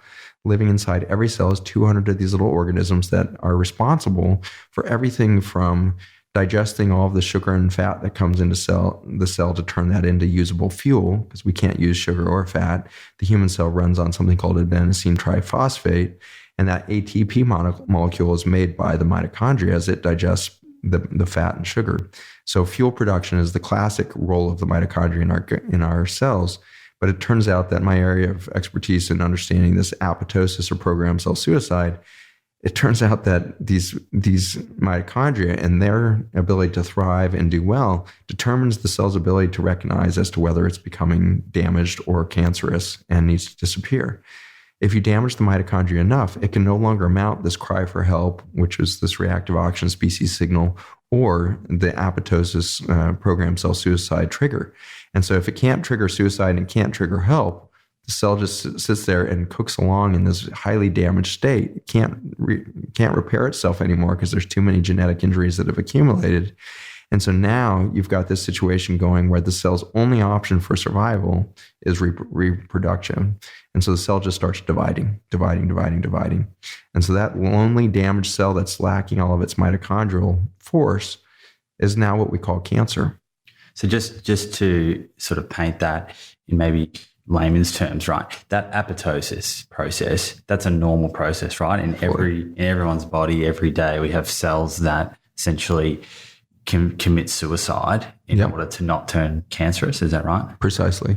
And so as soon as a cell recognizes damage that it can't repair, sends out this big signal of highly damaged, I'm going to start to kill myself. And over the next 24 or 48 hours, it will dissolve kind of like bubble tea. It turns into all these little bubbles and disappears. And in that initial cry for help, it called in a stem cell that will replace it. And so it's totally altruistic, processes, these human cells constantly calling in help, constantly saying, I'm going to make room for the new and the vibrant. Again, your entire gut lining brand new every 3 days. And so all those cells are in some form of apoptosis or sloughing or programmed disappearance. And they're being replaced through a stem cell process to get brand new cells every 3 days. Yeah. And so that speed of repair is constant and is just inherent in you. If you end up with a colon cancer, there was a space within that intestinal lining that got so stagnant in its repair process that it couldn't regenerate, and it had to do the only thing left, which was start to proliferate. And so then you get a polyp. If that polyp continues to be in a toxic environment and you get enough more genetic injuries, now it turns into a cancer. And so that stepwise process is largely due to our killing of the mitochondria. And the mitochondria, like the bacteria, are extremely prone to toxicity from Roundup and other compounds. What we just showed in our labs was a very specific mechanism that we're now working out of how that's happening. And we're fascinated against protein structure. We're screwing up through Roundup the protein structure that holds the mitochondria in its spindle shape such that it can produce fuel and help do all this exquisite signaling for repair and replacement. And so with that intracellular protein damage, we lose the structure of the mitochondria. They start to die. They start to be impaired in their ability to do that shout out cry for help. So the immune system doesn't know to get involved to kill the cancer cell, and the stem cells don't know to come in, and the cell can't kill itself.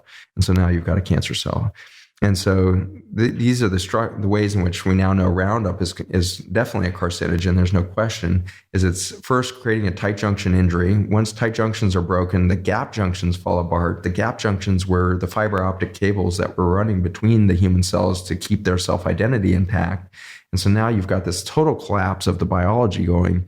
And as that biology collapses, loneliness occurs, and loneliness at the cellular level is fundamentally cancer. That's cancer cell is the most lonely and damaged cell in your body.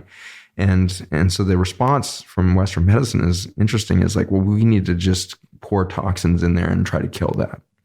Well, no, the toxins are why that happened. And so what we're doing, what I did with my chemotherapy was like, well, maybe if we just hyperload it with nutrients, with vitamin A at extremely high doses, we can get them to kill us. And indeed we could.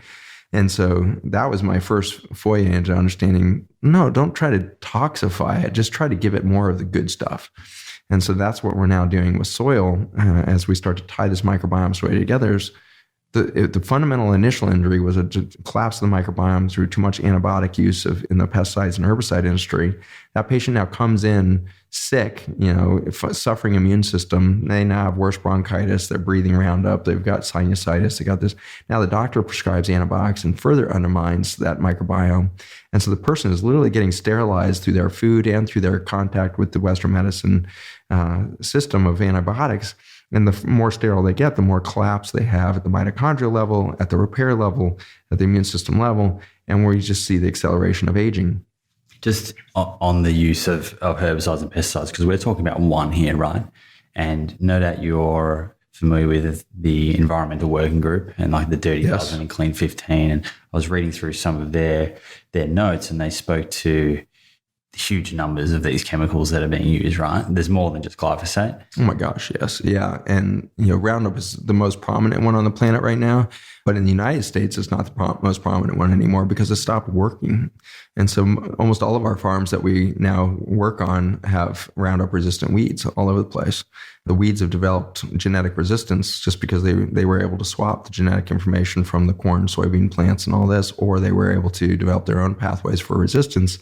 And so we've got this extraordinary, reality that after a while you completely, lose any efficacy and you only end up with toxicity from this chemical. If the detrimental effects of these, which you've just spoken to, they sound so severe, but I'm assuming that from a regulatory point of view, these chemicals are being allowed to be used because it would presumably be quite hard in a clinical trial to show the effects of chronic exposure.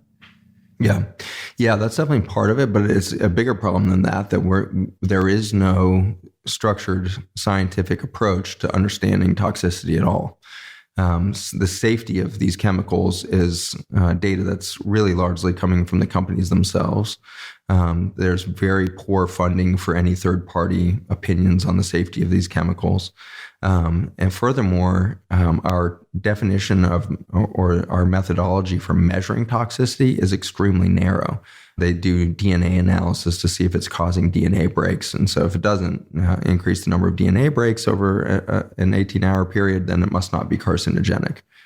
Well, that's actually not the mechanism of cancer, it turns out. But that's what the Western medicine world still thinks, is that cancer is the most common human disease. It's caused by an accumulation of genetic injury that are unrepaired in the human cell and eventually becomes a cancer cell. Well, that can't be the primary problem because DNA repairs at an extreme rate. You have an enormous amount of DNA in your body. It's kind of mind-boggling. If we were to wrap you around Mother Earth with the DNA strands in your body, we would have to wrap you around Mother Earth 2 million times. And so that's a lot of DNA. And that DNA is damaged every time you step out in the sun, every time you breathe air, every time you take food. You have genetic injury all over the place. And so you have something called DNA polymerases, which are enzymes that zip around that DNA. And every day, multiple times a day, you're repairing all of your DNA. Imagine the speed at which those enzymes are traveling and the number of those enzymes to repair enough DNA to travel around Mother Earth 2 million times. And so this is an extraordinary pace of repair. If we start to get an accumulation of damage of unrepaired genetic information in a cell, it means somehow we froze the ability of those enzymes to do their work. And I would propose that is because we misspelled those proteins. We damaged the proteins through chemical structures. We undermined the mitochondrial production of energy. And we undermined the call for help for cells that are now starting to accumulate damage, again, by the presence of these chemicals. So that's the Roundup kind of phenomenon. But like you say, that's the tip of the iceberg. The average glass of wine in the United States now, California wine, has 64 herbicides and pesticides detectable in there. A good company out there, Dry Farm, is trying to find clean wines to distribute in the United States. And to date, they've screened all organic wines.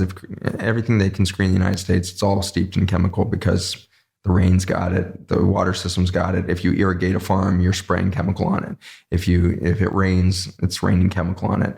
And so in the United States, we're no longer able to have clean wine. And so does that then transfer over to organic farms as well? Like if it's getting 100%. Into the water and into the air? Yep. Yeah. Organic is really not clean food anymore. Organic is a step in the right direction, but it's fundamentally flawed in the United States. Our definition of organic here is very narrow. If you read the 32 or so stipulations to become organically certified, there's not a single line in there that says anything about soil health or nutrient density of the food. And all it says is you don't spray the following compounds, and then you can be considered organic. So now they're spraying, organic pesticides or herbicides. They're spraying other, antimicrobials into the soil, which are still killing the soil. They're just doing it without the chemicals that they did. And then the other response in the organic industry is, since you can't spray all those weeds before you put your crop in the field, you just over-till.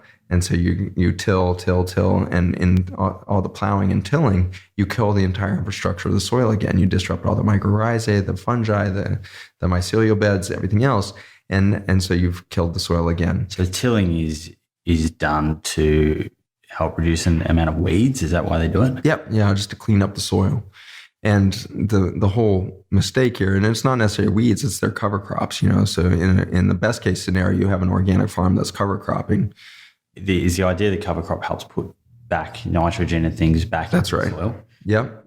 And then, in a conventional farm, they plant a cover crop. Well, most of them don't plant cover crops at all. But if they do, then at the end of that cover crop season, right before they go put their row crops in, they spray the entire field with Roundup to kill all that cover crop.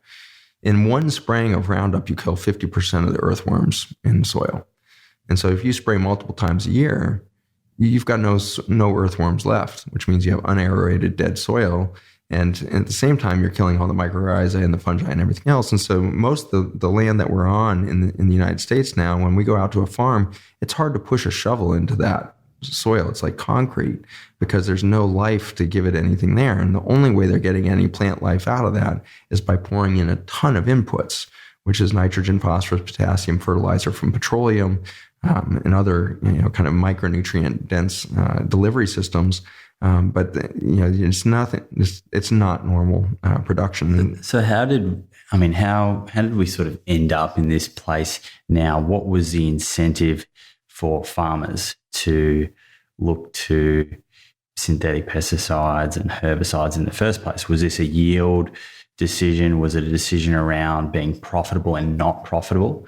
Because surely, farmers weren't out to do anything which would, in the long term, sacrifice the quality of their soil. 100%. Yeah. First of all, it's very similar jump or parallel to the pharmaceutical industry and medicine. And so just like doctors have gotten down to this path where they have no idea what nutrition looks like, they don't know how to advise nutrition, they don't even know what a good diet would look like. They say you should go exercise, but they don't even know what that means because nobody actually really knows how a human body should exercise for optimal performance and healing. Most of the exercise we do injures us rather than heals us, so we just don't understand fundamentally. And so how did that happen? Well, over the same 100 years that we developed Western medicine, we developed Western philosophy of big chemical ag. And it's the same thing where there's no concept that soil can actually heal itself or that soil can build itself. And so the whole concept is, no, you just have to go put more stuff there. Composting is this age-old concept where, if we compost a bunch of, food waste or, animal waste or whatever it is, and then put that in the soil, that's a good step in the right direction. But that's already input mentality. That's already thinking, oh, well, we need to make all this stuff over here and then go put it in the soil. The deeper realization that I've come to over the last year working in regenerative environments and watching soil really heal itself is that nothing does regeneration, nothing does composting better than healthy soil itself. And it takes zero inputs, really. All it needs is lots of species present. And so now we do 32 species cover crops. And instead of killing that cover crop, you let the cover crop stay. And instead of plowing it up, you again let it stay, let the root structure be there, and help to let the root structure support the microbiome and the mycorrhizae and the relationship to the fungi and water and nutrient distribution, water catchment, all of these things. Let all of that stay, and instead of trying to kill it, you just roll it. And so you use a crimper roller and you just roll over the surface of your cover crop, and it creates an armor on top of the soil now. So you've got all this kind of dead carbon waste that's on top, which isn't waste at all. It's actually delivering, most importantly, carbon, and then the nitrogen and phosphorus can actually be sequestered from the root systems. But without the carbon, you deplete the soil. And that's been the huge missing piece in organic farming, is there's not enough carbon input. There's lots of nitrogen and phosphorus being dumped in there, but there's no carbon. And when you dump too much nitrogen and phosphorus, you actually kill all the plants because you drove the metabolic cycle for carbon without any carbon input, and the plant dies. And so you can recognize this by burning crops. You'll kill the crop by too much fertilizer. Whereas if you had enough carbon nutrient in there, the crop would be much more resilient to that fertilizer and be able to speed up that metabolic function without it. And so it turns out that the carbon needs the plant life to still be there. Sure, decomposing and decaying on the surface, but you don't need to go compost that separately. The soil needs all of the diversity of something that's been freshly deposited on its surface and then slowly over the next couple of weeks really decays and delivers all of its nutrient in its wide variety down into the soil below it, the whole time adding protection so that the rain doesn't cause runoff and silting and loss of topsoil. And so it's just an amazing reality of, man, composting and plowing, which were like the first two things that allowed for Western civilization to begin. You read any Western Civ textbook, and they said the plow was the first technology that allowed us to get away from subsistence living and become subspecialized. And then to find out, 1,200 years later, that the plow is exactly how we were going to extinct ourselves as a species. Overplowing, disruption of the soil, that was the most fundamental mistake we made in our food industry. What are the, economical implications of the strategy that you just mentioned there? How does that affect a farmer's, ultimately, their yield and how profitable their land is? Does it slow down the process? Yeah, you were exactly right with that first question that I failed to answer too, which is how did they get enticed into doing this, and is it financial enticement? It definitely is financial enticement. The chemical companies, just like they come into a doctor's office saying, hey, we've got this new great drug that's better than any of the other drugs that we made. Of course, it's like $400 a month for your patient, but the insurance, we've already talked to the insurance companies, they're going to offset most of that cost. Copay is only $80, which is only twice as much as the patient was paying before. Writing off as if $40 a month is no big deal. Well, that's no big deal for maybe 2% of the world's consumers, but for most of the world, that's cutting in deeply into their pockets. In the same way, the chemical companies come in and tell the farmers, we have this new chemical you're going to spray. It's going to increase yield. Of course, that's done by stressing the plant, but that's not mentioned. It sounds like it's healthy for the plant, right? It's going to increase yield. And so you spray this and you'll get a higher yield, or plant this seed that's been genetically modified and you'll get a higher yield. So the farmer's like, okay, I can do that. But farmers can't buy seed anymore. Farmers in the United States have to borrow the money to buy seed, by and large. And so they have to go to the bank and say, okay, I'm going to put in these crops and I'm going to, with this kind of business plan in mode. And if that farmer is not speaking to the seed purchase and the chemical inputs that are described in the banker's kind of understanding of the security of that farm, they can't get the money. Meaning that the farm can't function outside of the current relationship between the USDA and the US government and what they've said is good farming practices and the banking's response to that. And so this situation where the banks and the USDA are in bed together, kind of determining what money is allowed to be lent to the farmers for.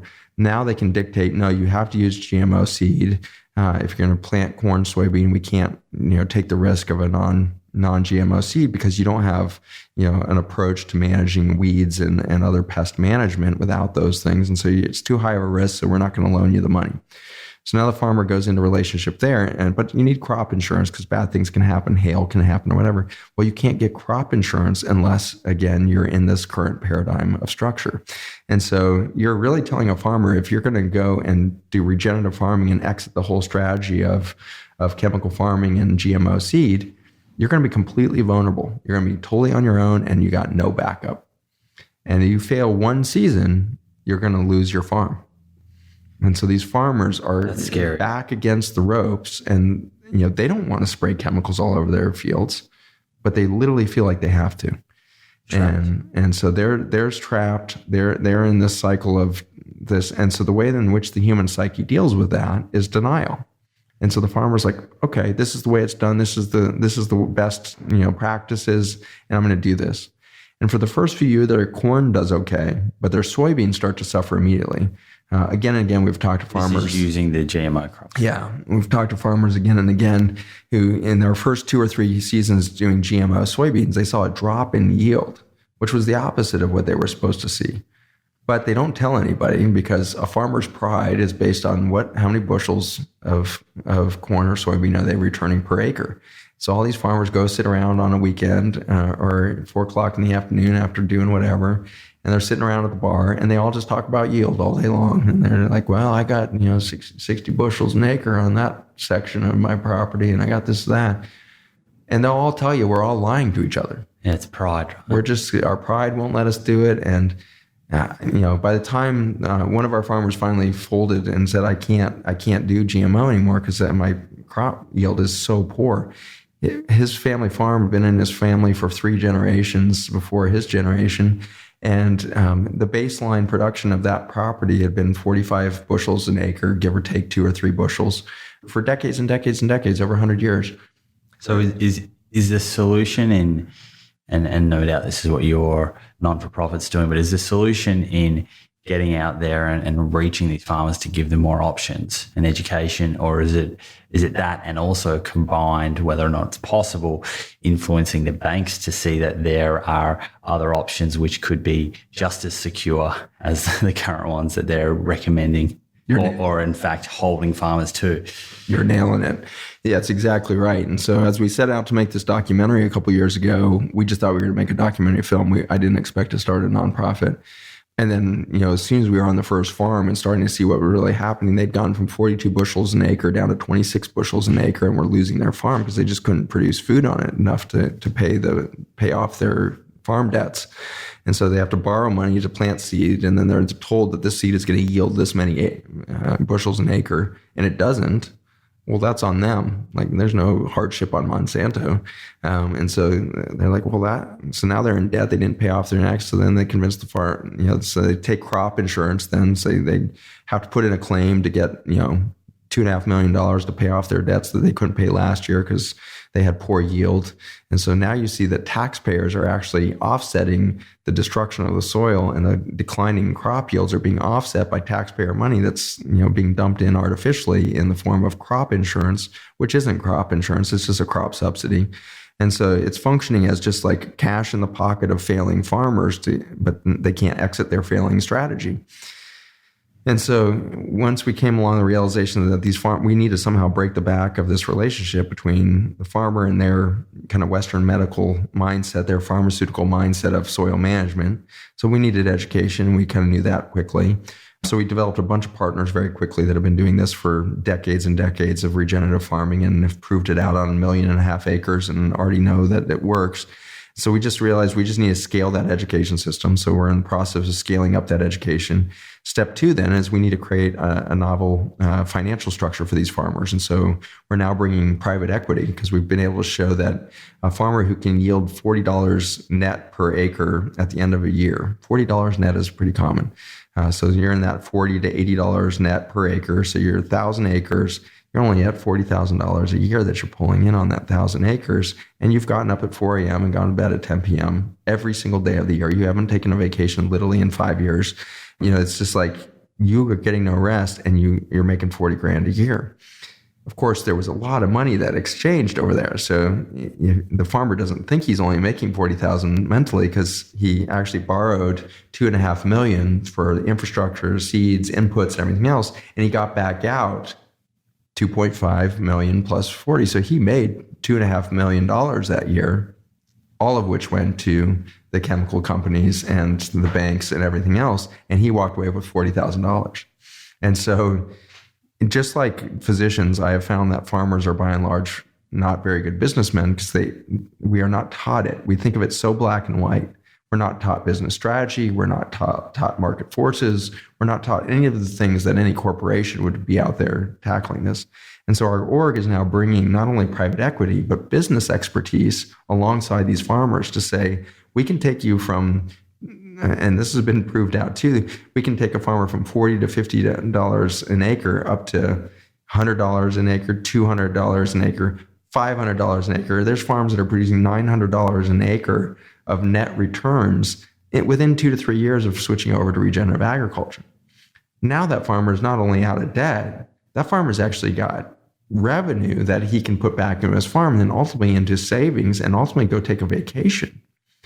In their third year of regenerative farming, farmers are starting to realize there's actually nothing to do this month because nature's doing it all.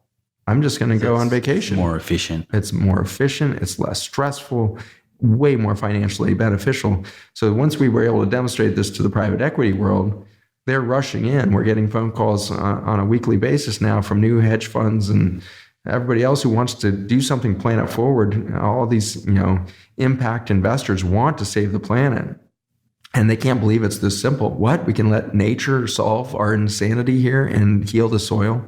Soil is healing so quickly. So it's education backed by equity that can break their relationship to the banks, then further backed by a new insurance model. So we're working with on a new insurance model that will help these farmers ultimately finally exit from their co-dependence and relationship with the USDA and the crop insurance model that's all built around the Farm Bill, which is one of the most corrupt pieces of legislation that's existed in the U.S. for almost 50 years now. And so that Farm Bill has been dictating which crops get subsidized, meaning if you grow an acre of soybean, no matter whether you were able to harvest that and get that to market or not, we're going to pay you a certain amount of dollars to just grow that crop. And so these subsidies, these farm subsidies, are literally what keeps farmers alive because you can't actually run a family and a farm on $40,000 net. And so they use the farm subsidies from the Farm Bill to offset, some of the losses and help bring in subsistence living. And so we need to break the back of all of that. And it's pretty simple to break the back of all of that when you realize that in the grocery industry, the vast majority of that $3 you just spent on an organic, two organic avocados, the vast majority of that never gets back to the farmer. It's going back to the grocery store, to the big, massive distributor conglomerate, to the regulators, to the local municipalities in forms of taxes. It's going back towards water rights. It's going back to the bank that lent the money for that avocado to be grown, and the farmer ends up with almost none of that $3. If we take out all those middlemen now and start to create an economy, think of this as like the mega market, the farmers market. So farmers market taken to a global level. We're very excited about the capacity of the internet now to allow us to start to connect consumers. And when I say consumer, it's not just mom buying food for the family, but chefs who want to buy really good quality ingredients. But even bigger than that, a Kashi cereal that actually was starting to realize they want to have a positive impact on the planet. And so they want to buy hundreds of millions of bushels of wheat from a clean source. Well, they need to know who's regeneratively trained, who's regeneratively farming, and we can connect that loop. And so this is our experience and excitement out of a very young nonprofit is saying, my gosh, it's all sitting right in front of us. All the solutions are right here. We just need to organize human-to-human relationship. And just like the meal that becomes more nutritious when you share it with more people, the economy becomes so much more nutrient dense and becomes so much more resilient and life-giving when it's shared economy. And if we allow farmers to start to share in the economy of their own farms and in the vitality of their soil, everything's going to be solved. And so this is our excitement about Farmers Footprint, and the film series is it's helping educate everybody on what's there, but we have the org emerging below this, which is really starting to put all these pieces together to fundamentally change the way that farming is done worldwide. I watched the first episode. It's great. And I'll put that in the show links for anyone listening, because I think everyone should watch that as a nice way to see firsthand what's happening on the farms and hear from the farmers. Let's just pretend for a second I'm a farmer, right? I'm trying to put myself in their shoes. They've heard of regenerative agriculture for the first time. They've been in this system of a reliance on chemicals, and let's use your example of, so let's say they're making $40,000 a year profit. Now, are you finding much fear from their end in terms of changing the way that they do things? I mean, there's not a lot of wiggle room there. If their yield was to go the other way, they could be, seeing a loss, unable to put food on the table and pay bills. So what are you seeing when you're getting out and talking to the farmers, and how are you overcoming fears if you are seeing them? Yeah, so our colleagues that have been working on this longest Soil Health Academy, as far as like direct to farmer education here, Rodale Institute, Alan Savory at the Savory Network, they've been doing this since the 1960s. But Soil Health Academy, I think, has done the best job of putting together a comprehensive, structure around how do we take chemical farmer A and turn them into regen farmer, A, and then how do we make a model out of that that's repeatable. And so they've got about 1.5 million acres that they've put through this process. And so they've got a deep level of experience now of proving this out again and again. They see yield go up in year one. And so they really have not seen any detriment to the farmer across the board. But they say again and again exactly what you just said is, regenerative farming is simple. You simply stop spraying, you diversify the number of species on your property, and then you've got an opportunity to start moving towards the need to diversify the number of economies or the money streams coming out of that property.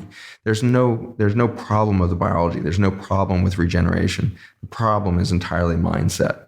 There's huge fear around shift. There's huge fear about being different. And it took us a while to figure out, for me to really wrap my head around this until I was right down on the ground. And then it happens in like 2 seconds to understand the severity of this psychological problem. As soon as you decide you're going to exit from conventional chemical farming, you immediately get ostracized from your community in the United States. And so people won't talk to you at the co-op anymore. People won't let you sit by them at the bar. You'll walk into the local ag co-op, and there will be a calendar on the wall that says, place your bets for when Alan is going out of business. And so the whole community is literally betting against you when you make this jump away from the status quo. Is that them speaking from experience, or more what they're hearing, through the voices that are pushing the chemicals onto them and putting fear, almost building fear in them that they can't do it without chemicals? I think that it's partly fear, but I think more than that, it's guilt. Like they feel guilt when some farmer makes the courageous jump to say, I'm going to go do this cleaner and more different. There's an immediate judgment call that the rest of us are using chemicals and contaminating our food and our soil systems. And so there's a level of denial and withdrawal from that situation that the chemical farmer has to make then to preserve their psyche. And so I think that's the recoil. And I feel it in medicine as well. And so as soon as you just start to badmouth chemotherapy or whatever, then all these doctors are like, well, what else are you going to do? And well, you're just going to kill all your patients. They come at you with the same kind of fear and guilt kind of paradigm reaction. It's because their toolbox doesn't say there's anything else, and they know it's bad. No doctor likes giving chemotherapy. That feels terrible to make your patients sicker. There's no fun part of seeing that journey. And so it's the same mentality of we're locked in relationship with our suppliers. We're locked in relationship with the financial institutions that drive our bottom line. We're all locked in the same debt relationship. I went into almost $200,000 of debt to get myself through medical school and all my training. And my kids are going through college, and so you're just layering debt on debt and debt, and $500,000 of debt outside of your mortgage and everything else, that cripples you pretty significantly, And so as a doctor, suddenly your income is almost it sounds like a lot of money until you're paying off all this debt over a 30-year period. And suddenly you're finally 55 years old and now finally getting you and your kids out of debt. It's like, wow, I just worked the majority of my lifetime just to deal with school debt alone. Same thing with a farmer every year. And for the farmer, I just worked my ass off 365 more days just to pay off my loans from last year, and I barely squeaked by again. And so none of us are giving the leeway to give us this sense of flexibility or freedom there. And that's that's what we're trying to overcome now with community. Because if we all do this together and we share in that diversification of kind of resources, diversification of knowledge and experience, if we create community around regenerative agriculture, farmers will flock to us immediately because they don't have community at the chemical level either. You have to remember these farmers are so isolated. 40,000 acre farm. That means you don't have any neighbors for a good long time. You can't see their houses. You're out in the middle of a wasteland that's dying every year more significantly, losing topsoil. We have the biggest dust bowl in history going on right now. We're losing 11% of gross domestic product in the United States in soil alone. 11% of our GDP going out into our rivers and oceans to contaminate those water bodies. And so the chemical companies are being called to pump 11% of our GDP's worth of inputs back into these dying and disappearing soils. It's just, it's highway robbery and a really sad scenario, all of which reverses in a single season if you let the earthworms come back, if you let the mycorrhizae rise, if you let the fungi be there, if you let this system recover. Within 6 months, you see recovery. You see the earthworm populations back to normal in 12 to 18 months. It's just so fast. And it's the same story with the human body. We heal so fast. And that's hopeful. And that should inform us before we close here that Mother Nature, in her inherent beauty and in the gift of life itself, is inherently graceful. It's inherently more abundant than it is judgmental. As far as I can tell, we should just be wiped off the face of this planet right now. We are causing such horrific devastation on biology on Earth. We're engineering the sixth extinction. We're wiping out a species to the point of extinction every 20 minutes now. We should be wiped off the face of the Earth, but instead, Mother Nature seems to be calling to us like, wake up right now, wake up. This is like your last chance. And we will immediately surround you with resources and empower your intrinsic healing capacity to not just be sustainable, but to rise to a higher level of function and capacity and life expectancy and ultimately consciousness than has ever happened in the human species. And so rise, rise, rise is the call from Mother Nature. And I feel inspired to do that with her. Hopeless on some days, but the nonprofit has been encouraging that I'm just seeing people, flowing from all over the world now to pump resources back into these farmers to say there's a different way. We see you farmers. We understand your plight. We know you're not the problem. We know you're caught up as in this massive machine, and we want to be your solution. And let's put humanity back and work for humanity and do this together. And I think we'll see unbelievable results. Beautifully put. I think before we close out, it might be nice to address some questions that perhaps consumers have in terms of what's their role and how their everyday decisions affect this in terms of supply and demand, and also just doing the best by what food they can put on their plate for their family and for themselves. Perfect. So, and probably actually just before we jump into that, what's the difference between a conventional farm and a farm using regenerative agriculture in terms of planetary health outcomes, if we're talking about carbon emissions or even the amount of fossil fuel, like energy inputs? Is that something that you've looked at? Yeah, I mean, just the soil loss alone is a good example of that. But all of the inputs are chemical-based, and the vast majority of those out of petroleum. And so you're pumping an enormous amount of oil resources out of the earth to create the inputs that are going in to ameliorate this loss of topsoil. But probably the most devastating input that gets overlooked is water itself.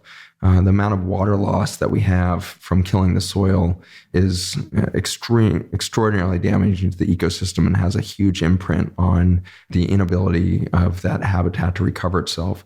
When you start to destroy the soil, you can't hold soil in the top layer of that architecture, and so you get runoff. And in the runoff, of course, of all the chemicals that will then go and kill the fish, and the dead zone at the end of the Mississippi River is now larger than the state of Rhode Island. So we have this huge dead zone down there from that runoff. But in addition to that, that soil couldn't absorb that water, and so now it becomes very prone to crop loss or biologic loss from drought. And so you lose your drought resistance, and so now you're very vulnerable to crop loss, which makes you very dependent on the weight of the taxpayer there through all of the quote unquote crop insurance, again, through the USDA. And it also makes you very prone to needing more water input. And so now you're pumping in water, you've electricity pumping in all this water to get the water there. So now you're emptying area rivers and tributaries to pump that into dead soil that should have absorbed rainwater at the beginning of the season and never did. And so, over and over again, not just the carbon cycle being disrupted with petroleum and everything else and CO2 that can no longer be pulled into the soil. That's an important point there that I don't think I made. When you kill the soil, the mycorrhizae and the fungi that was there was the mechanism by which CO2 was reabsorbed into the soil. So when you break the soil kind of conduit, you've now broken the carbon cycle, and now you get CO2 accumulation in the atmosphere and global warming. Global warming is being pitched as, we're just producing too much CO2, with a complete ignorance towards the fact that if we had healthy soil around the world, we would have no CO2 problem whatsoever. We could totally handle the CO2 out. Pulling it back. It just pulls it right back in. No problem. That's the normal cycle that Mother Nature created. And it's almost inexhaustive in its capacity to pull CO2 in. We think of trees and the green stuff pulling CO2 in through photosynthesis, certainly does that. But that's dwarfed by the amount that should be pulled into the soils itself directly by the mycorrhizae and fungi. Worldwide, I think the trees are the only thing doing it now because we've killed most of the soil. And is there, and I think this is actually a really important question, probably one that people are thinking about, what, if any, is the role of livestock in terms of croplands and fertilizing the soil and manure? Is there a role for livestock? How do you see that working? Yeah, so the livestock is such an interesting concept. We've come to see this as food commodity, and we stopped looking at cattle as a workforce. And if you look back in history, the cattle showed up on farms originally as the workforce. They were pulling the plows, and you always had the same cow. It was the biggest asset you probably owned in the 1400s. Was a cow, and that cow not only plowed, but it carried, it helped you get stuff in and out of the farm. It helped carry stuff through to the marketplace. Like, that cow was your lifeline. It was your livelihood. And at some point, we forgot that it was a workforce, and we just turned it into this cheap food commodity that was subsidized and abused through its whole life cycle.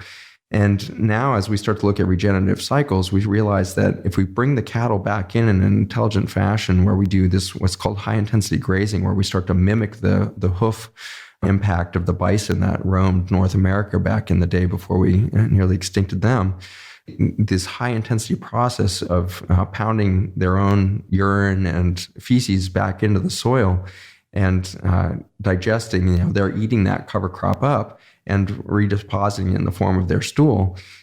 That process is this huge accelerator on the gas there of this regenerative process. And so this high intensity grazing process is now being taught as one of our kind of mainstays of regenerative ag.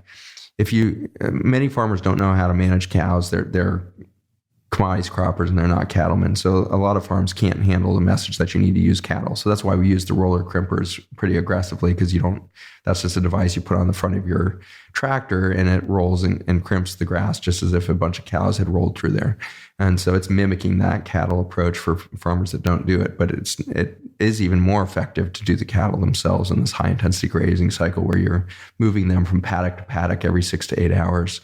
And in that process, you really accelerate the whole ecosystem, because sitting in their stool are these grubs that then get eaten by skunks and raccoons, and they leave their stool, and then you get this whole ecosystem of microbiome there. So that's really this exciting reconnection of Mother Nature that starts with the large mammals becoming part of the workforce again on the land. When you go through that process, and I mean, probably given that you've got so much experience on the farm, and for any farmers listening, if there's any listening, but can you look at soil and feel it and be able and determine that's healthy versus unhealthy? Is it as simple as that, or do you need to run tests on it? No, you just stick a shovel in it. It's that simple. So you stick a shovel in there and turn that soil over and count how many earthworms is one approach. first of all, if you can stick it in the soil, you're off to a good thing. But, some of the soil is so hard that you're pounding literally, with a sledgehammer to get stakes into the ground. And so you can tell very quickly if you've got live or dead soil.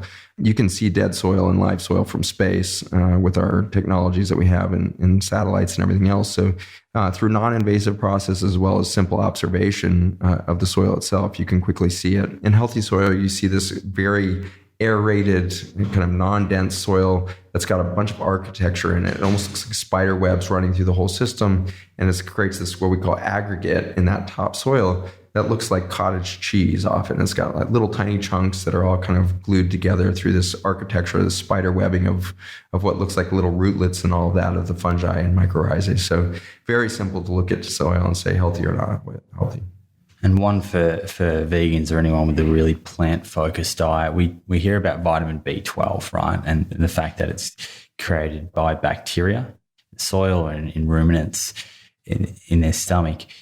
Is there a way to create nutrient-rich soil that contains vitamin B12, as people say it did, many years ago? Absolutely. And you have to remember your gut is also an organic soil. And so the gut microbiome and the composted material in your gut should look just like the organic material. And so that organic material is full of bacteria and fungi that produce B12. B12 doesn't come out of anything but the microbiome itself.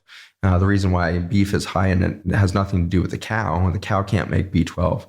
But as a ruminant, all of the bacteria in that ruminant gut make a ton of B12. And so B12 is present throughout the whole food chain if the microbiome is present. B12 is made in your very gut lining, even if you're not eating B12. It's very easy for cobalt to be turned into cobalamin, to be turned into methylcobalamin if you have a healthy ecosystem. Okay. And if someone's listening and they've heard us talk about conventional, they've heard us talk about organic and the fact that organic may even still contain chemicals.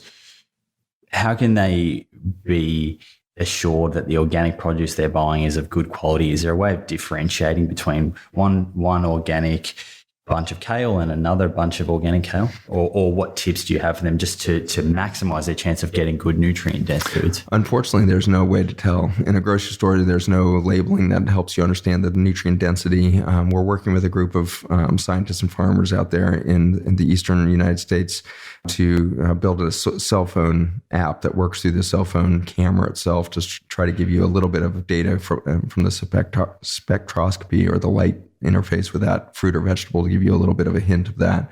But by and large, you're not going to get an idea there. So instead of looking to your fruit and vegetable and say, is it healthy? You need to look to the farmer themselves. And so my secret to eating healthy on the planet now is get as close to the farmer as you can.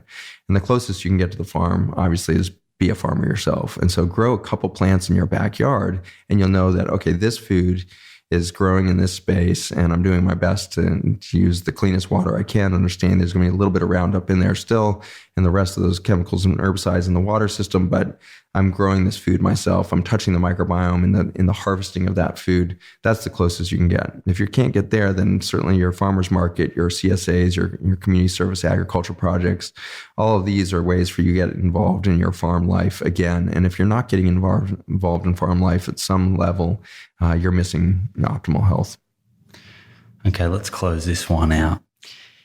When you look at this problem that we seem to have created with our food system and even greater than that, our connection with nature and people, are you optimistic that we can turn this around? And if yes, how long would it take to repair some of the damage that you've seen?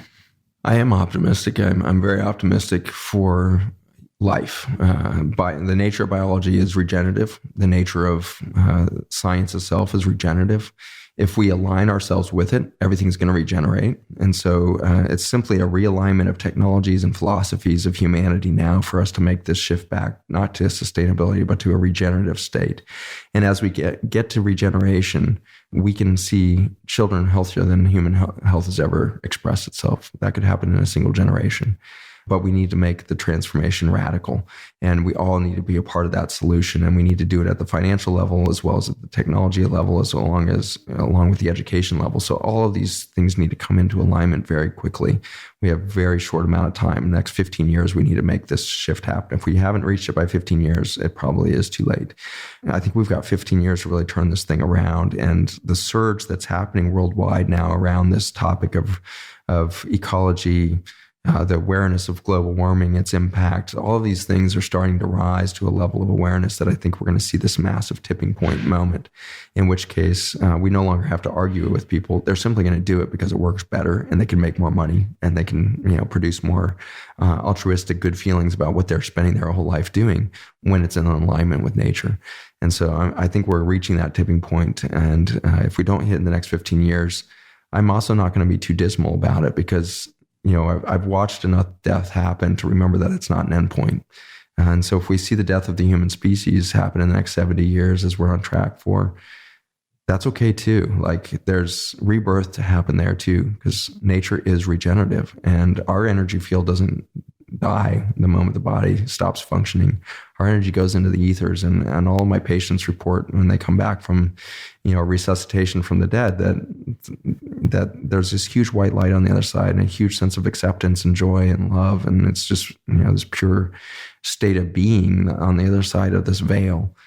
It's okay if we need to go and do that, if we need that part, if that's part of our transformation in consciousness and awareness and energetically, let's go do that. And let's not be overly emotional about it. Let's just look forward to regeneration happening spiritually, physically, and in alignment with the greater nature that we're built within, which is not just biology, it's actually biophysics and also astrophysics.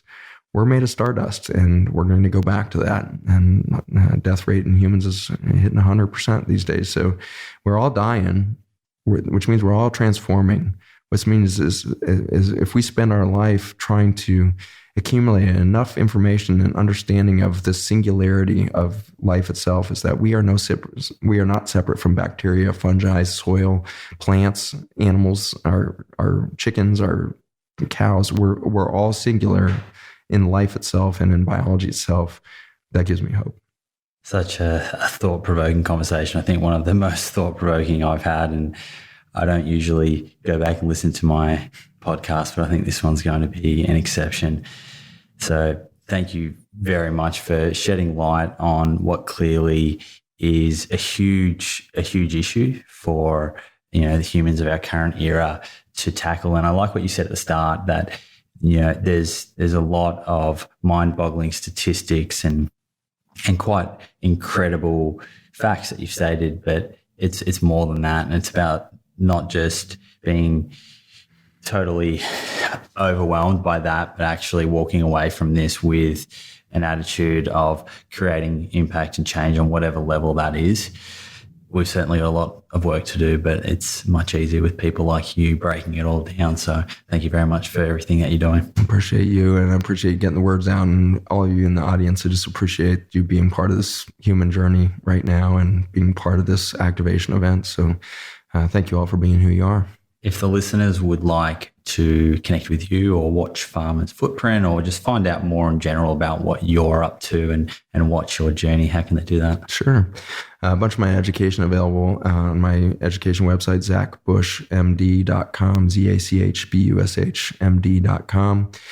The Farmer's Footprint is at www.farmersfootprint.us. farmersfootprint.us, and then some of the soil science and stuff like that is available at restore4life.com, restore4life.com. That's a bunch of that soil science and the role of the microbiome in human biology. So you can see it all there. Thanks, Zach. All right. Thanks for having me on. Oh gosh, Simon here, friends. Holy moly. As I said towards the end there, that's going to be an episode to come back to definitely bookmark. I'll be coming back to that one a few times. To close this one out, I wanted to summarize what all of this means at a practical level for the majority of you listening who just want to do the best thing by your family and the planet. What can you do locally? What can you do at home? Firstly, where possible, Grow as much of your produce as you can where you control what goes into your soil. Do this and you'll create more microbiome diversity in the soil and more nutrient-dense plants. That's the take-home message. If you want nutrient-dense plants, wherever you can, grow them at home. In order to maximize the nutrient density of your soil, minimize chemicals in your food, and help reduce climate change by sequestering carbon, here's some tips that I sourced from Kiss the Ground and the Rodale Institute, both amazing regenerative garden and farming resources that I'll pop in the show notes. Tip number 1, ditch the chemicals. Don't put any chemicals on your soil. Tip number 2, keep the soil covered. Any plant is better than no plant. This is called cover cropping, which you may have heard us refer to in the episode. Don't just leave the soil sitting there unprotected. Bare soil is detrimental to carbon sequestration and soil health. The cover plants protect and build the soil. Tip number 3, encourage biodiversity. Plant lots of different varieties of plants. Tip number 4, grow food. Food from the backyard means less food miles from being picked to ending up on your plate. Tip number 5, compost. It's a probiotic regenerative source for your soil. Compost, spread it through the soil. Tip number 6, bring in some animals. Like Zach referred to during the podcast, my recommendation would be to save some farm animals from slaughter. Give them good homes. You look after them and they'll help with your soil quality. If creating your own garden is not an option, and I totally get that, some people don't have enough space or they just don't have the time or resources to do this, my recommendation is to buy organic at local markets and ask the owners about their farm. Find out how seriously they take their farming and what they do to ensure their plants are nutrient dense. Ask them about tilling or plowing. Ask them if they know about regenerative agriculture. If they don't, then most likely their plants are organic, but not as nutrient dense as they could be. In that case, try to find a local supplier who does use regenerative agriculture practices, and in a nice way, point the farmers who aren't to resources like Farmer's Footprint to see Zach's work. If they're into organic farming, regenerative agriculture is a natural extension for them. If you do buy non-organic or conventional, look up the EWG's list of produce that they've ordered from those containing the most chemical residues to the least. My recommendation is to try and steer clear from the ones with the most and source those ones organic. And for the ones on the lower end with the least amount of chemical residues, wash them and, where appropriate, peel them. This will lower the chemical residue counts, but it won't get rid of all of them. So just be mindful of that. As Zach said, lots of chemicals, including glyphosate, are widely used across Australia and many other countries, both east and west. So the EWG's list is by no means just reflective of what's happening in the United States. Europe is a tad stricter, but many countries still use glyphosate and lots of other chemicals. Some countries that have banned glyphosate, to my knowledge, include Belgium, Germany, Netherlands, Colombia, Bermuda, Sri Lanka, France as of 2020, Colombia, El Salvador, and many countries in the Middle East. These countries realize it's a probable carcinogen and do not want it in their food, and rightly so. Finally, friends, to close this one out, I just have to say, Zach is living proof, evidence that what he talks about, holistically, it works. He clearly practices what he preaches. From the energy he and his wife hold to their hugs and smiles, you can see how connected and present they are. A complex topic, but one that ultimately, when unraveled, has some really simple solutions. I'll leave you with that, friends. See you in the next episode.